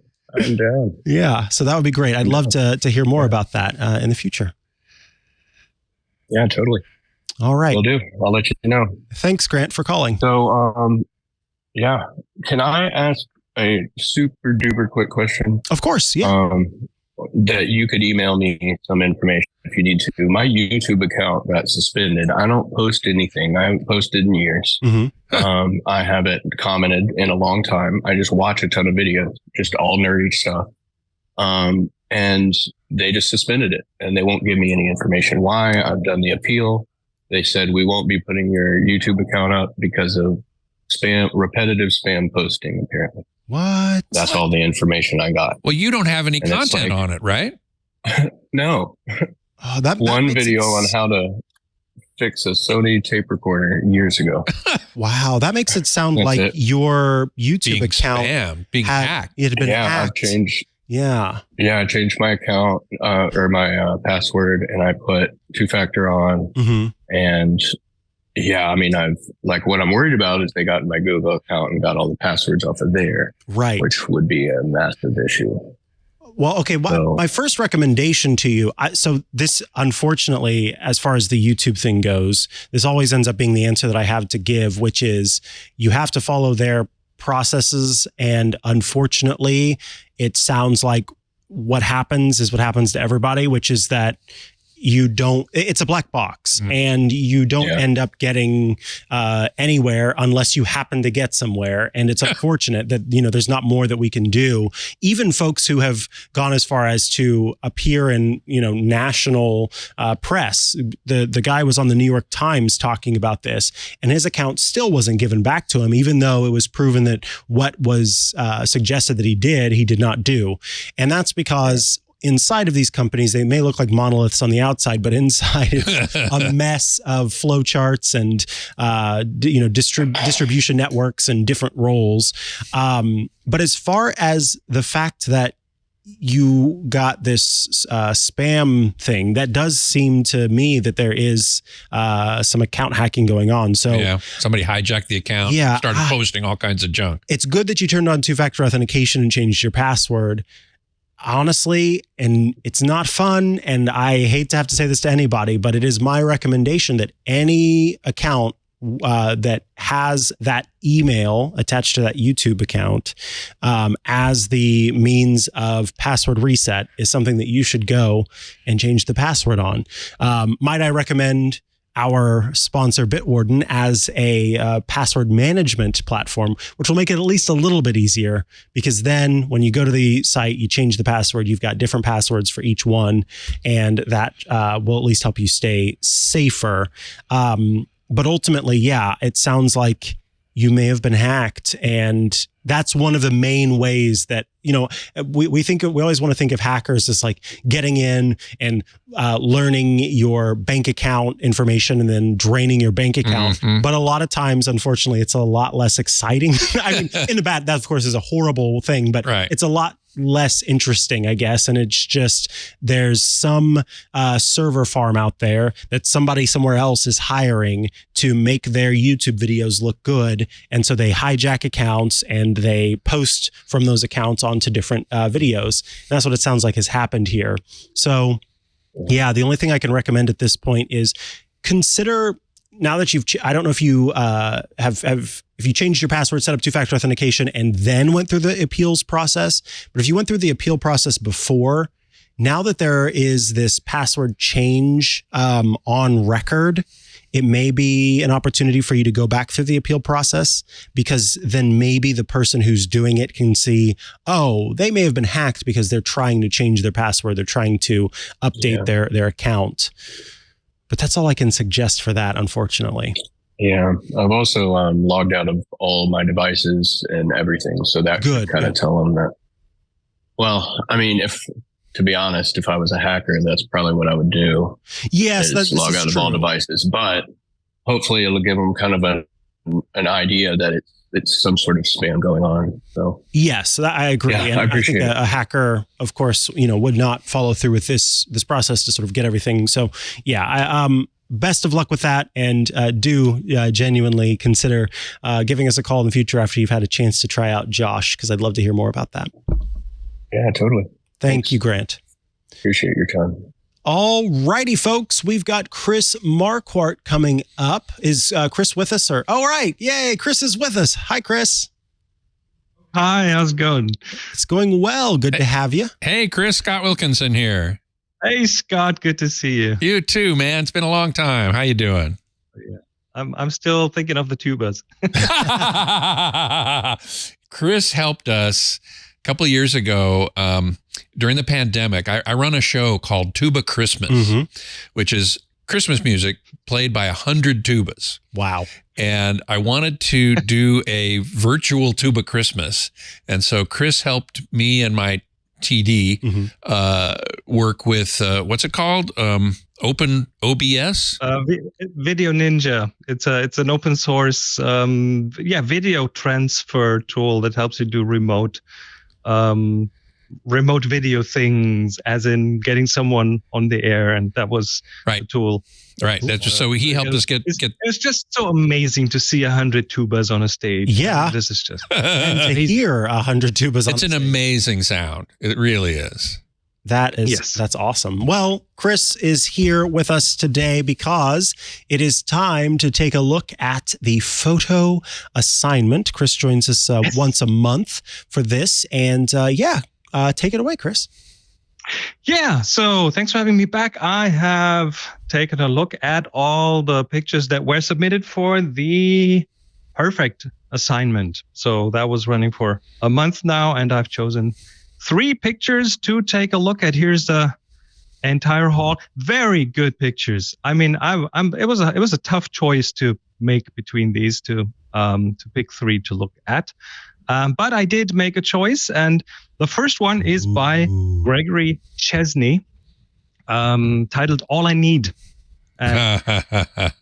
This is one of the examples in photography or in any sort of visual art where you don't need a lot of information to convey a lot. I mean, if we're looking at this at face value, we're seeing a black and white photo of a camera, but there's not much on it, not a lot of detail. A lot of the camera just disappears in the shadow in black. So you have a few bright elements, a lot of very dark, but your mind is capable of putting that together into not just a beautiful picture, but you'll make sense of it by just looking at it out of this limited information. And it's a beautiful picture, and it tells a bit of a story. So it's gorgeous. How meta, a photograph of a camera. Which means that Gregory, who took the photo, at least owns 2 cameras. Exactly. There you go. Second picture that I want to share is by Demi Lente, titled "Red." And wow, that's beautiful. We're looking at a red flower in front of a green background. The flower is cut through in half, so we're only seeing half of the flower.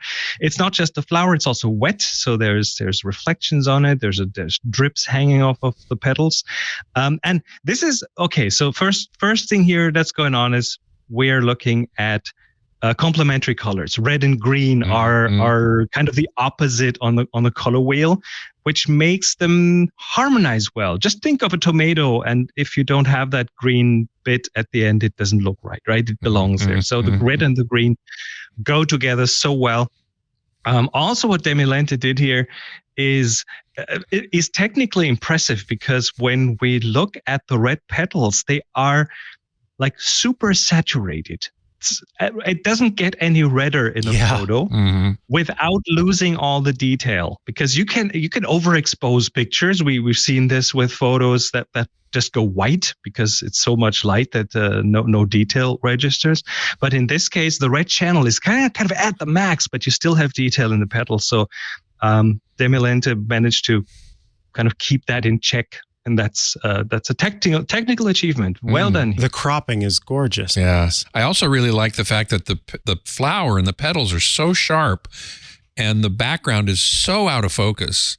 It really brings your eye to that flower.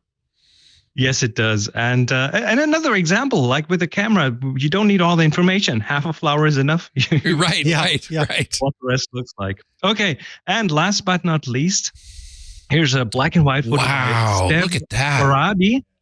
And it's kind of a snapshot, but then it isn't, because what we're looking at is looks like there's some trailers, and there's a whole bunch of palm trees, and it apparently has rained, so there's a big puddle in the foreground, and that reflects that gives it a symmetrical reflection of the palm trees. And reflections, we're looking at the perfect assignment, and reflections have the tendency to just make a picture feel a bit more complete, because that mirror image of what's already on the picture, it kind of doubles it, and the symmetry gives it some I'd say a restful feeling, a very serene feeling. It gives it a feeling of completeness.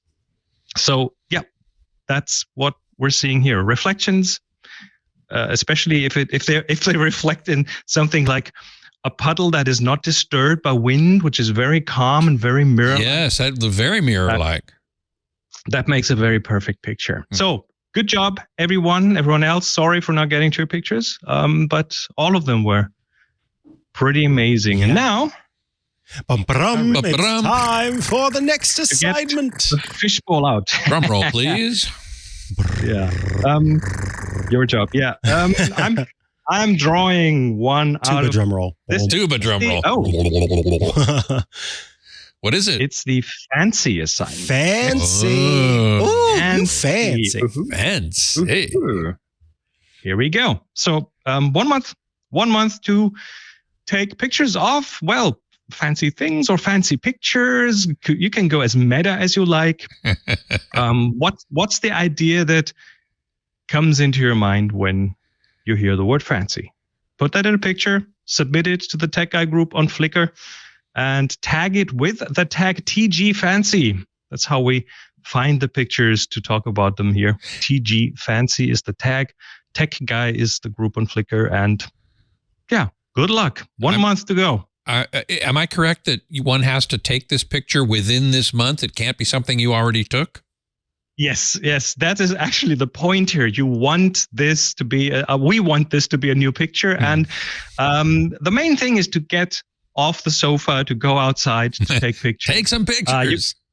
You can submit one picture a week.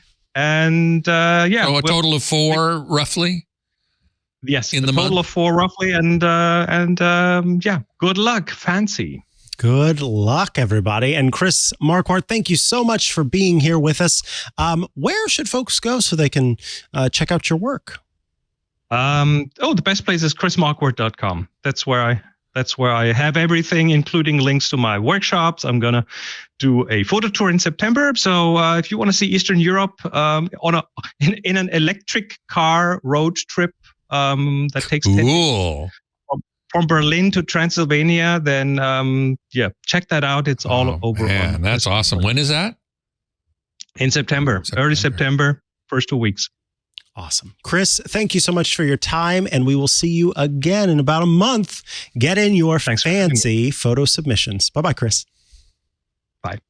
Thanks again to Chris Marquardt for joining us. And yes, please get in your fancy submissions. Fancy. Oh, my word. That's fancy. That's so fancy. Doesn't it have that Southern vibe? It's fancy. Well, if I was still in Southern California, I'd be going to the Renaissance Fair. And there is some fancy at the Renaissance Fair. That's a great, man, that would be good to see. Yeah. All right, let us take a quick break before we come back with more of the show. I do want to tell you about Mint Mobile, which is bringing you this episode of Ask the Tech Guys. After years of fine print contracts and getting ripped off by big wireless providers, if we've learned anything, it's that there's always a catch. Always a catch.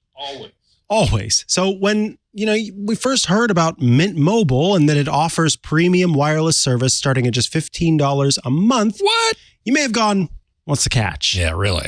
But after speaking with them and using Mint Mobile, it all makes sense. There actually is no catch because Mint Mobile's secret sauce is that they're the first company to sell wireless service online only. And in doing so, they cut out the cost of retail stores and pass those sweet savings directly on to you. And they can ditch that catch because of those savings. I have a secondary device. It's a Google Pixel phone, and it is running on Mint Mobile. And it is so much easier to deal with than the iPhone that I use, which is on one of those big wireless carriers where there are all these little, you go and you look at the bill and suddenly there's like, sometimes it's 30 cents, sometimes it's $9. You know what I mean? There's all these weird charges that just seem to come into play, and it doesn't make any sense. And you're going, why has this changed? With Mint Mobile, it's the same every time. Every time it just looks the same. There's nothing to worry about. It's great. It's so they're not using the cellular service.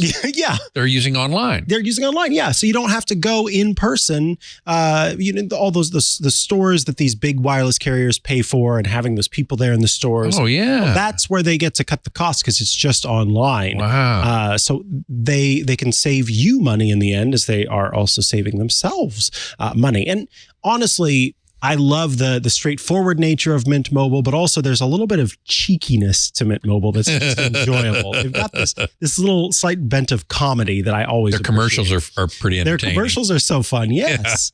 Yeah. So for anyone out there who hates their phone bill, Mint Mobile offers premium wireless for just $15 a month. And honestly, Mint Mobile is the carrier I suggest when I hear a family member complaining, oh, I hate this about X, and it's always the big carrier. I don't like this. They're trying to think of something new. Consider Mint Mobile because genuinely it's just so simple and easy to understand. Mint Mobile gives you the best rate whether you're buying for one or if you're buying for a family. And at Mint, families start at just 2 lines. So sometimes those family plans on larger carriers, you got to have 4 or 5 people before it actually counts. Right. All plans, all of them come with unlimited talk and text. And then you get high-speed data delivered on the nation's largest 5G network. You can use your own phone with any Mint Mobile plan and keep your same phone number along with all of your existing contacts. In fact, that's what my partner did when he switched from one of the big carriers to Mint Mobile. Kept the phone that he had at the time and just did a new SIM, and it was easy peasy. Mm-hmm. Switch to Mint Mobile and get premium wireless service starting at just $15 a month. To get your new wireless plan for just $15 a month and get the plan shipped to your door for free, go to mintmobile.com/ATG. That's mintmobile.com/ATG. Cut your wireless bill to $15 a month at mintmobile.com/ATG. And if you've got one of those phones that has an eSIM that's already built in, then you don't even have to wait for the SIM to arrive at your doorstep because you can just use the eSIM instead. So Mint Mobile will work through that method as well. So you could get started today. mintmobile.com/ATG. Please give them a try. I think you'll be very happy. All right. Now that we are back from the break, let's head to another listener question. This comes from Aaron. And Aaron writes in, I currently have an LG G1, and I have been a big fan of LG for the last 6 years with their OLEDs. I've been reading about the improvements for the G3 and Sony's QD-OLED screens. If you had the budget, would you get a G3? I love all of these numbers. A G3 or an A95K? And Aaron is looking for 77 inches or bigger. This is actually an excellent question. Okay. Because LG at CES this year did announce in the G3 series, their 2023 G series, this update that I mentioned earlier, which improves the brightness of the OLED, and it's really coming up to meet LCD TV, which the one advantage LCD TVs have over OLEDs is brightness. They're brighter. So this new update from LG is bringing them closer. Given that, I will say this. If he wants a 77-inch, he can go with either the G3 or the Sony A95K. I would choose the A95K. It's going to be more expensive even than the G3, I'm pretty sure. But here's one difference between a conventional OLED and a QD-OLED. Conventional OLED, in order to get to increase brightness, they've done this since day one for OLEDs, each pixel of the image has a red subpixel, a green subpixel, a blue subpixel, and a white subpixel. Okay. So it's called WRGB. Yes. Okay. That white subpixel lets it put out more light, but it also desaturates the image at high brightness. QD-OLED, such as Sony or Samsung that we were talking about before, doesn't have a white subpixel. It's just RGB. So it stays more saturated as you get brighter. It also achieves greater brightness because of the fact that it's quantum dot based rather than using processing and micro lenses and other kind of tricks. So my choice would be for 77-inch would be the Sony A95K. Now, if he wants to go bigger than 77, the Sony maxes out at 77 inches, as does the Samsung. The G3 will go to 83 inches. So if you want something bigger than 77, G3 is the one to get. Got it. I actually have a question that I just thought of that is not coming from the listeners, but I was just thinking back to short throw, or even sort of, I don't know it's short throw projector, and then what? Just projector? Just projector. So long throw, I guess you could call it. Long throw projector, short throw projector. Right. How do they render black? Are they not shining anything in that area? And so then it's as good or close to OLED? No. Or are they shining light there? Generally speaking, projectors don't have as good black as flat panels. And the reason is, well, there are three primary technologies, imaging technologies, that get the picture on the screen. One is DLP, which is a chip, a microchip, right? About an inch square roughly, with millions of tiny micro mirrors on the surface, and they vibrate back and forth. That's cool. It's pretty cool. And so light shines on these micro mirrors, and the amount of time, they go back and forth very fast, but the amount of time and in one position, they reflect light towards the lens and thus towards the screen. In the other position, they reflect light away from the lens. So the more time they spend in the on position, sending light towards the lens, the brighter that pixel will be. Okay. The more time they spend shooting it away, the less bright it'll be, or closer to black. But again, it's not perfect. You can't get zero black from these vibrating mirrors. The second technology is LCD. Epson is the most famous example of that. And again, it's a transmissive technology. So light passes through an LCD panel that brightens or darkens, but it can't get perfectly dark. Right. Third type is called LCOS, liquid crystal on silicon, and it's basically an LCD, but the light passes through the LCD, bounces off a mirror, and comes back out again. That generally achieves the best blacks, and JVC is the most famous maker of LCOS, what they call DILA. Again, these manufacturers all have names for stuff, but they achieve the best black levels. Most UST, ultra short throw projectors, use DLP technology, which is good, but it doesn't get to perfect black.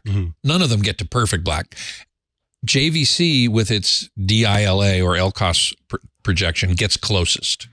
And so if I were getting a projector, I would get a long throw projector from JVC. Okay. That would be my answer. You like long throw over short throw? Well, in a dedicated room. Now, if you're going to put this in a living room or a game room or someplace where there's going to be more activities going on and the lights are going to be on, and then yes, an ultra short throw is probably a good way to go. Got it. But for a dedicated room, long throw JVC, in my opinion. And sorry, Sony and Epson. You make fine projectors, don't get me wrong. Yeah, but it's specifically for this question. Yeah. JVC has the technology that really makes the best close. black. To me, the best black and the most accurate color rendition, those are the two most important things. Yeah. Peak brightness is also important. But if you have really deep blacks, the rest of the image is going to pop out. Yeah, no matter, even if it's not incredibly super bright. If the blacks are black, then exactly. Else which is why OLED, I prefer OLED. Yeah. Because its blacks go down to zero. And then even if it can't get as bright as LCD, it gets plenty bright enough and the picture really pops. Yeah. Okay. This next question comes from George, and I love it because George has answered George's own question in the question. What do you know? George asks, what equipment is required to listen to Apple high-res lossless? I currently use IEMs connected to a DAC amp that plugs into my iPhone for lossless listening. So what George is talking about is a lot of the Apple Music library, and then also if you add your own music to the app, to the music app, then it will have full-on Apple high-res lossless. And I can't off the top of my mind remember exactly what the numbers are, but it's quite high, higher than a CD. I can give you those numbers if you want. Yeah, please. Okay, so a CD, there are two things, two parameters or measurements in evaluating or specifying digital audio. One is the sample rate. How many times per second was the waveform, the audio sampled? And how many bits were used to represent each sample? CDs have these two specifications. The sample rate is 44.1 kilobits per second. Is that right? 44.1 kilohertz. Sorry, my mistake. Yes, 44,100 samples per second. Each sample is 16 bits. Okay, now that can get reduced down by compression to MP3, but we're talking about high res here. So we're not talking about lossy compression. We're talking about lossless compression. Apple Lossless Compression, ALAC, Apple Lossless Audio Codec, can cut the amount of data by about half. That's as much as lossless can do. So anyway, that's CD specs, 44.1 kilohertz, 16 bits. High-res audio is anything more than that. Oh. Really? So, and the typical numbers are 96 kilohertz, 24 bits. Got it. And the audio files can go up to 192 kilohertz or 384 kilohertz.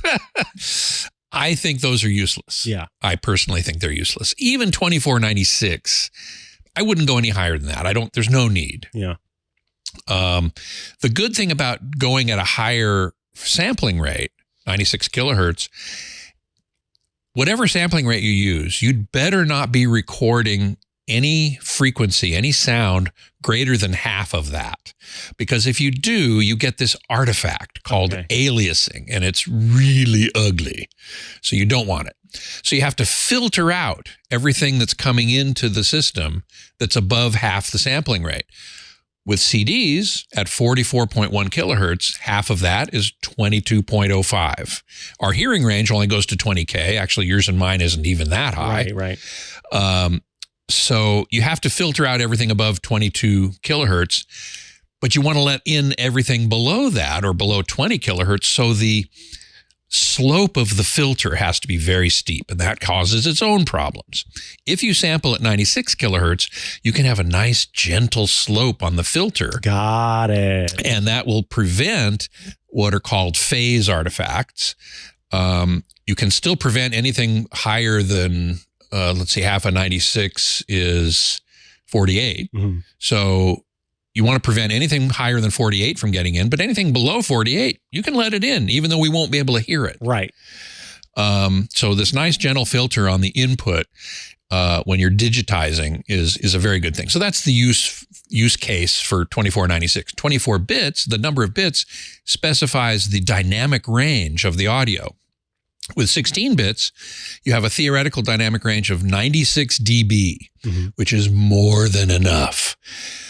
With dynamic range, you have to think about what's your noise floor. Like if you're listening in a car, your noise floor is really high. There's a lot of noise in the car. Yep. So there's absolutely no reason whatsoever to have high resolution audio in your car. None.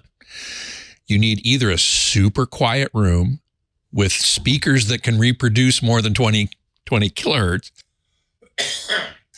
or you need to have headphones. And he's listening on IEMs, in-ear monitors, which we're listening on right now. Yep.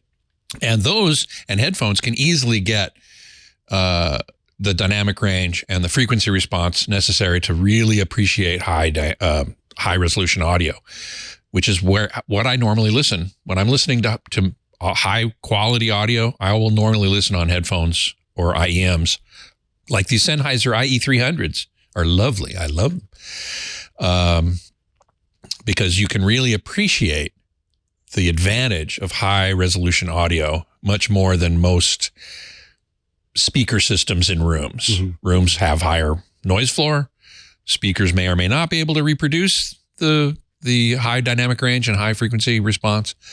So the headphones and your IEMs are a better way to go there. So, George, you again have in effect answered your question because you're doing what you do need to do. So, when on the iPhone, whenever you go into the settings and you say, this is the music that I want to download, this is the quality of the music that I want to download, this is the quality of the music that I want to stream, if you set it all the way to the max, a little pop-up will show that says, hey, if you want to listen to it at this level, you need to have special equipment to do so. So that's what George is asking about. Well, George, with your IEMs connected to a DAC, a digital audio converter, or digital analog converter, right? And an amp that is connected to your phone, that is exactly what you need. As long as the the DAC and the amp can reproduce right, higher, yes. higher Hopefully frequency. you are using, a DAC and amp that will play back. So in effect, to answer the question of what equipment do you need a DAC and an amp, in theory that is powered on its own. It's separately powered from the phone. That shows that it's able to reproduce that Apple high-res lossless format, and then you've got what you need to do so. To answer that question, I use a product from a company called iFi. Yeah, that's what Leo gave me one of those. Yeah, the Hip DAC. The Hip DAC. And it works beautifully, and it can even be powered from the iPhone. Doesn't need its own power. It's got a rechargeable battery. That's right. Yes. Too. So it can either use its battery, it can be powered by the iPhone, which I don't normally recommend because it's going to drain the power from the iPhone really fast. But it's a great product. iFi makes great, and they're really cost effective too. I think it's like $150 or $130. And I love the design too. Yeah. I think it's a nice little, okay, good. You've got the link. So we'll have the link, George, for you in the show notes. In fact, Eric Duckman in the chat room is saying, I have a hip flask, same thing. Well, it actually is called that because it kind of looks like a hip flask. I was going to say, it does. That's exactly right. In fact, I wouldn't be surprised if someone, when I went to a concert, tried to take it off me thinking it was a flask or something. Right. I actually think we should take another break, and then we'll answer just a couple of more questions, and then we will say goodbye for the day. So let me tell you, already? I know, right? The time just flies by. But let us talk a little bit about Cisco Meraki, who are also bringing you this episode of Ask the Tech Guys. Cisco Meraki are the experts in cloud-based networking for hybrid work. So whether your employees are working at home, perhaps they're working at a cabin in the mountains, on a lounge chair at the beach, employees are working from all over the place, and a cloud-managed network provides the same exceptional work experience no matter where they happen to be. Honestly, hybrid work is here to stay. That is what we have come to find and discover, that everybody is doing the hybrid work thing. And frankly, employees are expecting hybrid work as an option. Hybrid work works best in the cloud and has its perks for both employees and leaders. Workers can move faster. They can deliver better results, and with a cloud-managed network, they can do a better job, while leaders can automate distributed operations, they can build more sustainable workspaces, and they can proactively protect the network. There was an IDG Market Pulse research report conducted for Meraki, and it highlights top-tier opportunities in supporting hybrid work. Hybrid work is a priority for 78% of C-suite executives, because leaders want to drive collaboration forward while staying on top of boosting productivity and security. Hybrid work, of course, does have its challenges. The IDG report raised the red flag about security, noting that 48% of leaders report cybersecurity threats as that main obstacle. It's the main reason why they want to improve those workforce experiences. Always-on security monitoring is part of what makes the cloud-managed network so awesome. IT can use apps from Meraki's vast ecosystem of partners. These are turnkey solutions built to work seamlessly with the Meraki Cloud platform for asset tracking, for location analytics, and more. With that, they can gather insights on how people use their workspaces. So in a smart space, for example, environmental sensors can track activity. They can track occupancy levels so that you can stay on top of cleanliness. You can reserve workspaces. So based on vacancy and employee profiles, you may have heard of hot desking. That's kind of what this is. It allows employees to scout out a spot in a snap. Locations in restricted environments can be booked in advance and include time-based door access. And then the big one, MDM, mobile device management. Integrating devices and systems allow IT to manage, update, and troubleshoot company-owned devices, even when the device and the employee are in a remote location. You can turn any space into a place of productivity and empower your organization with the same exceptional experience no matter where they work with Meraki and the Cisco suite of technology. So, learn how your organization can make hybrid work by visiting meraki.cisco.com/twit. And we thank you, Cisco Meraki, for sponsoring this week's episode of Ask the Tech Guys. All right, we are going into our final bit of the show, Ask the Tech Guys, this week with Scott Wilkinson joining me here in person. Thank you. So happy to be here. Yeah, it's great to have you here. And we've gotten quite a few questions about home theater. So I'm super happy to. People dig this stuff. You know, they want to know what TV to get and how to make it work well and the best it can. So that's what I'm all about. Yeah, absolutely. Let's see. Let's go to. Oh, yes, that's right. We have a video question. Someone has emailed us in a video question. So let's hear that one. Hi, Mikah and Scott. Love your shows and hope you can help me. I have a Blu-ray player that has been acting up a lot lately.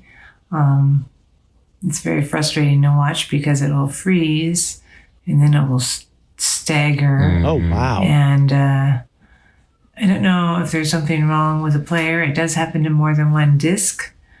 But I need to find a replacement player, and I was wondering what is available these days for the Blu-ray DVD world. I don't want to give up on these guys. They're great, and I have a lot of them. Thanks. Wow. We were talking earlier about discs versus streaming, and she's got a lot of Blu-ray discs. I assume they're Blu-ray, not 4K or UHD Blu-ray.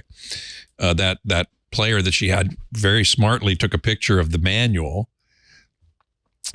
which it's a Blu-ray player. Yeah, for those listening, by the way, if you didn't get to see, so there was playback of a show that she was playing on the Blu-ray player, and it would go for a few seconds and then it would stop and sort of pause, and then it would start going again and then pause again. So definitely something wrong. Oh, yeah. I think it's time to replace the player. Yeah. It looks to me like it's a problem in the player. It's not worth fixing, so buy another one. And then the question is, well, which one to buy? It looked to me like she had probably not a 4K TV. Yeah. So my normal recommendation would be to buy a UHD or 4K Blu-ray player, which can also play regular Blu-rays and DVDs.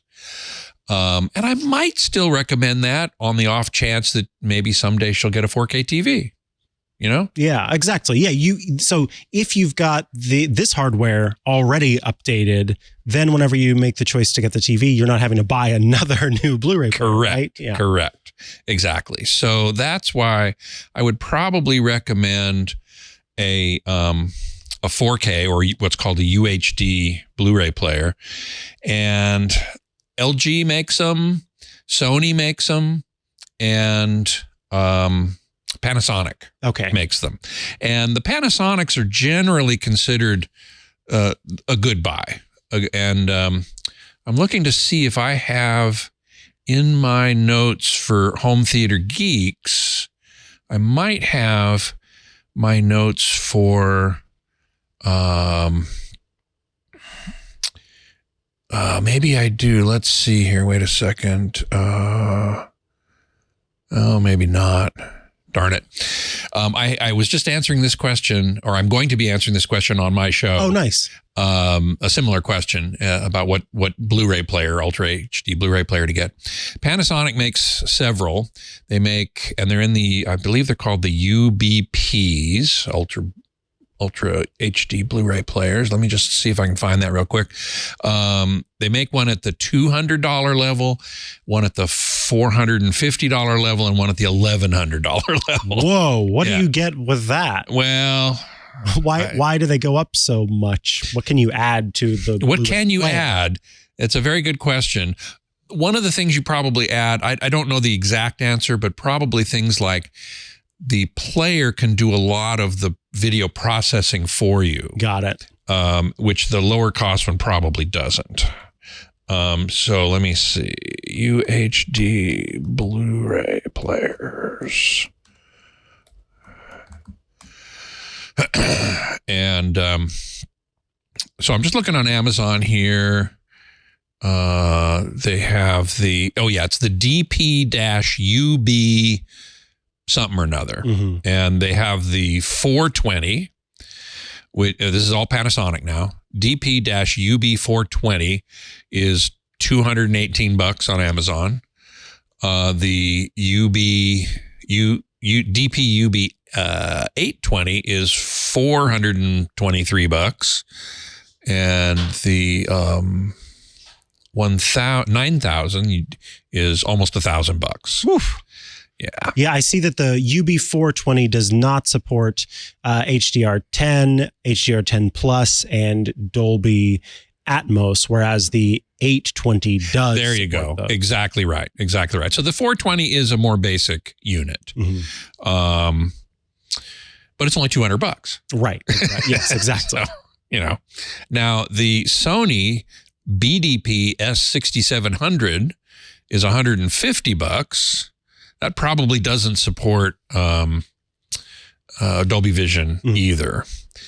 Again, they have Dolby Vision and Dolby Atmos. You have to pay Dolby a licensing fee. Yeah, so they add that to the cost of exactly, so that you are in effect paying for it. Exactly. So if since you don't have a 4K TV now, maybe spending only $200 is okay. But again, it depends. Are you thinking about buying a new TV? Right. Is it going to be soon?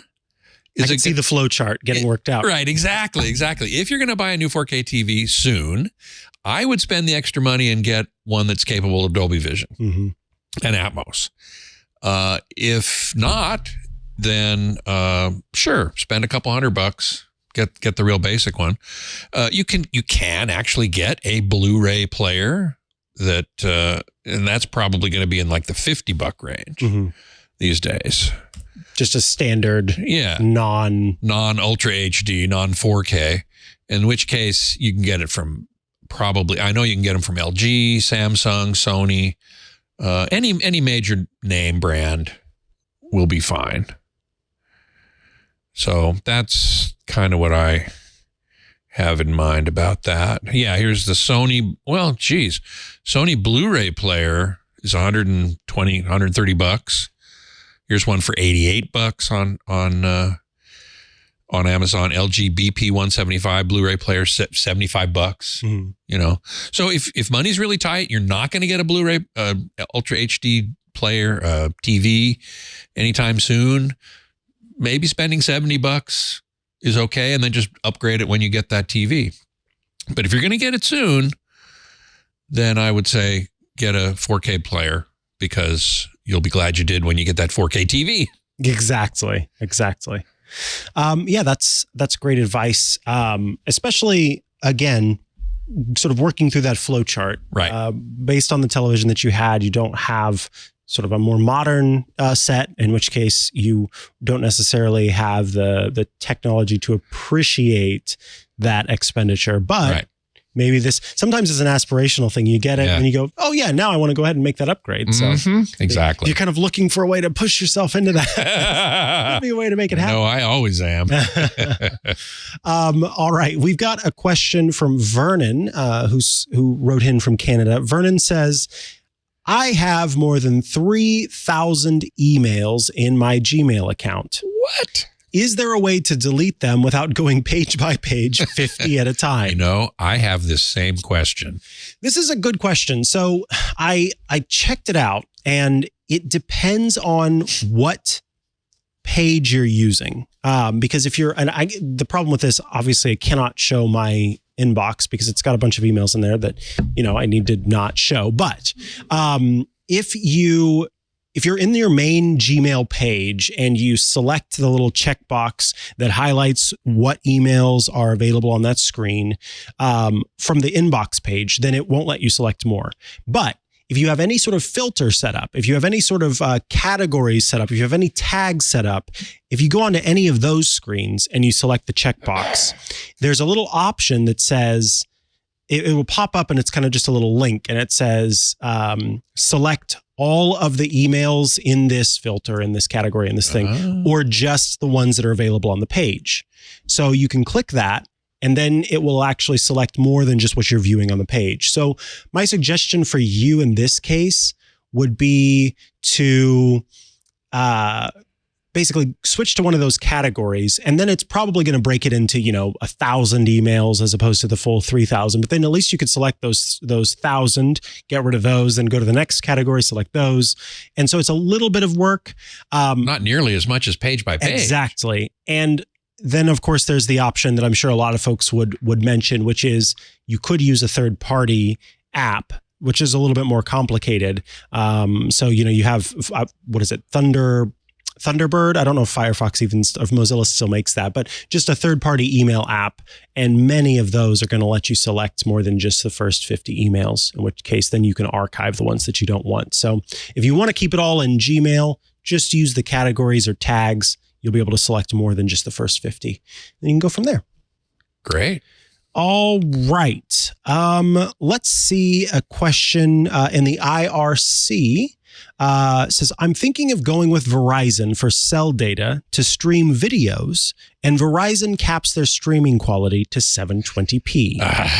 How will this look on a TCL 4K TV with HDR? Is it going to look bad? Should I just avoid going with Verizon as my main form of internet? So this is actually a good question. Mm-hmm. If I've got this brand new television, but the only thing I can stream on it is something that is lower quality, is it going to try to upscale to 4K? Oh, it absolutely will. Can I change resolutions on the TV or?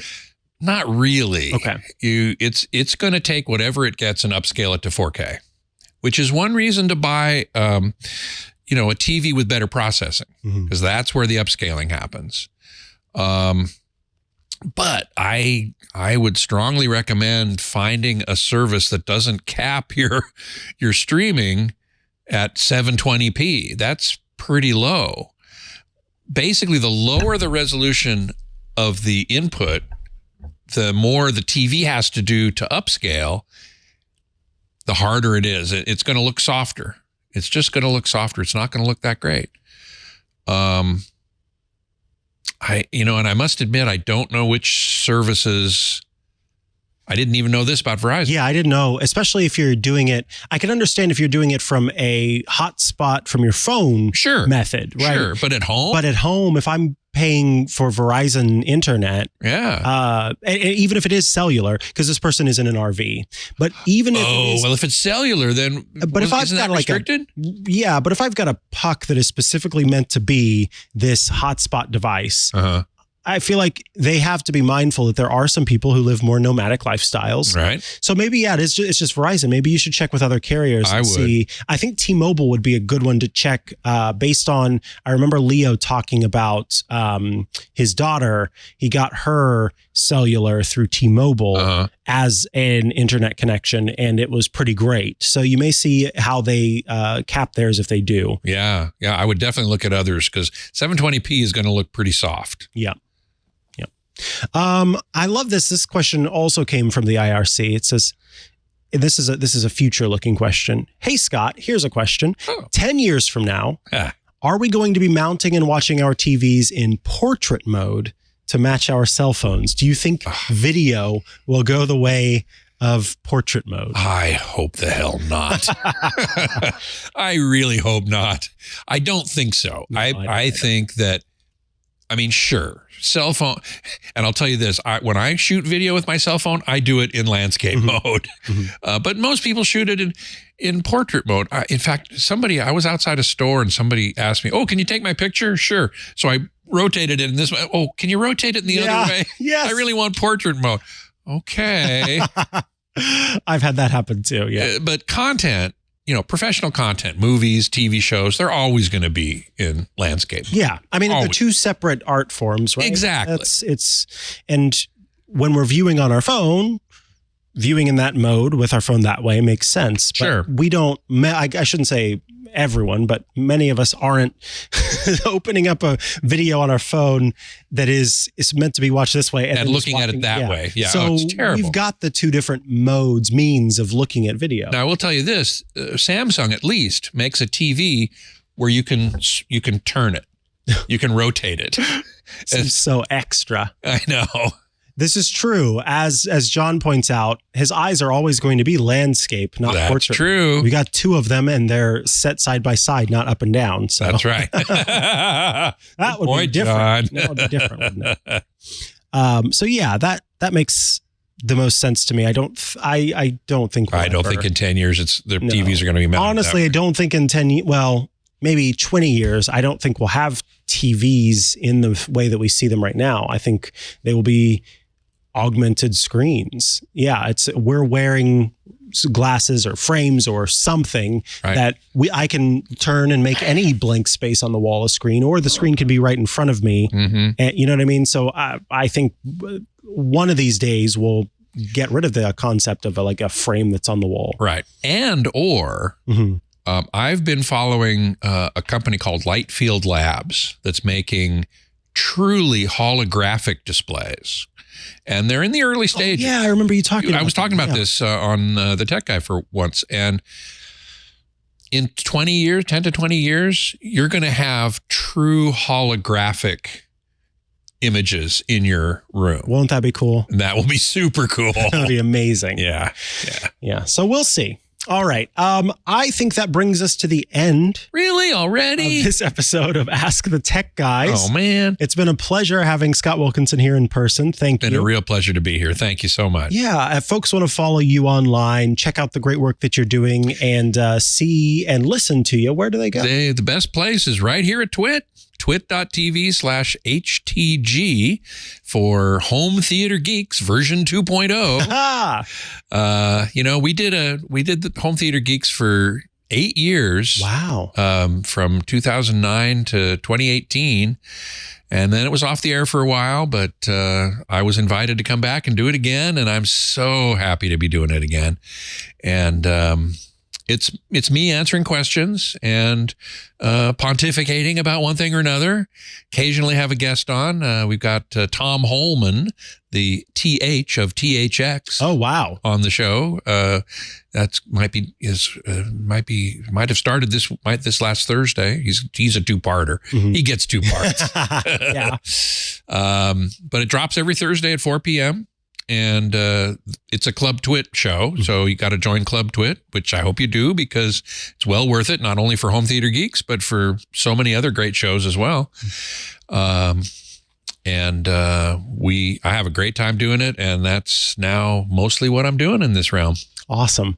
Speaking of Club Twit, you can join the club by going to twit.tv/clubtwit. When you head there, you will see the option to subscribe to the show too. Become a subscriber starting at $7 a month or $84 a year. And joining the club gets you a lot of great stuff. First, you get access to the Club Twit Discord, which has it's a great place to go and chat with your fellow Club Twit members, those of us here at Twit, sharing animated images, having loads of great conversations. You also get every single Twit show that is published as a public show. You get that without any ads. So you, in effect, are sponsoring the network. You're supporting the network. So you get to get all of those shows ad-free. It's just the content, and access to the Twit Plus bonus feed that has extra stuff you won't find anywhere else, behind the scenes, before the show, after the show. show, special events. You can watch the shows being recorded. Exactly. You can watch it live as they're being recorded. So it's a great place to join the club and support the network directly. And then, as Scott mentioned, you get access to Home Theater Geeks. You also get access to the Untitled Linux Show, which is a show, as you might imagine, all about Linux. There's Hands on Windows, which is Paul Thurrott's program, where he covers Windows tips and tricks. And then my program, Hands on Mac, which is all things Apple. So got lots of tips and tricks for your Mac, for your iPhone, all sorts of fun stuff. And we continue to try to make the club more and more valuable to you as a subscriber. So when we say starting at $7 a month, that's because some people said, hey, I'd like to give you more. Can I do that? So if you'd like to pay more than $7, you can. And we would love to have you join the club. twit.tv/club. Twit. Ask the Tech Guys records every Sunday round about 11 a.m. Pacific. So please tune in by going to twit.tv/live every Sunday. But we think the best way to get the show is by becoming a subscriber or a follower, depending on what service you're using. So just head to twit.tv/ATG. There you will find links to subscribe to the audio and video versions of the show across all sorts of different platforms: Apple Podcasts, Google Podcasts, Spotify, YouTube, all of those places. So please consider following us, subscribing, and making sure that you have access to the episodes as soon as they hit. You can find me online at chihuahua.coffee. That's CHIHUAHUA.coffee. That's where I have most of the links that I'm available online. Or find me at Mikah Sargent on many a social media network. I record Ask the Tech Guys every Sunday. Tuesdays, I do iOS Today with Rosemary Orchard.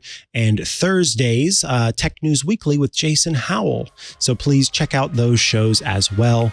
And we will see you next week for another episode of Ask the Tech Guys. But until then, I thank all of you for tuning in and hope to see you again soon. Goodbye. Geek out. Hey, we should talk Linux. It's the operating system that runs the internet, a bunch of game consoles, cell phones, and maybe even the machine on your desk. You already knew all that. What you may not know is that Twit now has a show dedicated to it, the Untitled Linux Show. Whether you're a Linux pro, a burgeoning sysadmin, or just curious what the big deal is, you should join us on the Club Twit Discord every Saturday afternoon for news, analysis, and tips to sharpen your Linux skills. And then make sure you subscribe to the Club Twit exclusive Untitled Linux Show. Wait, you're not a Club Twit member yet? Well, go to twit.tv/clubtwit and sign up. Hope to see you there.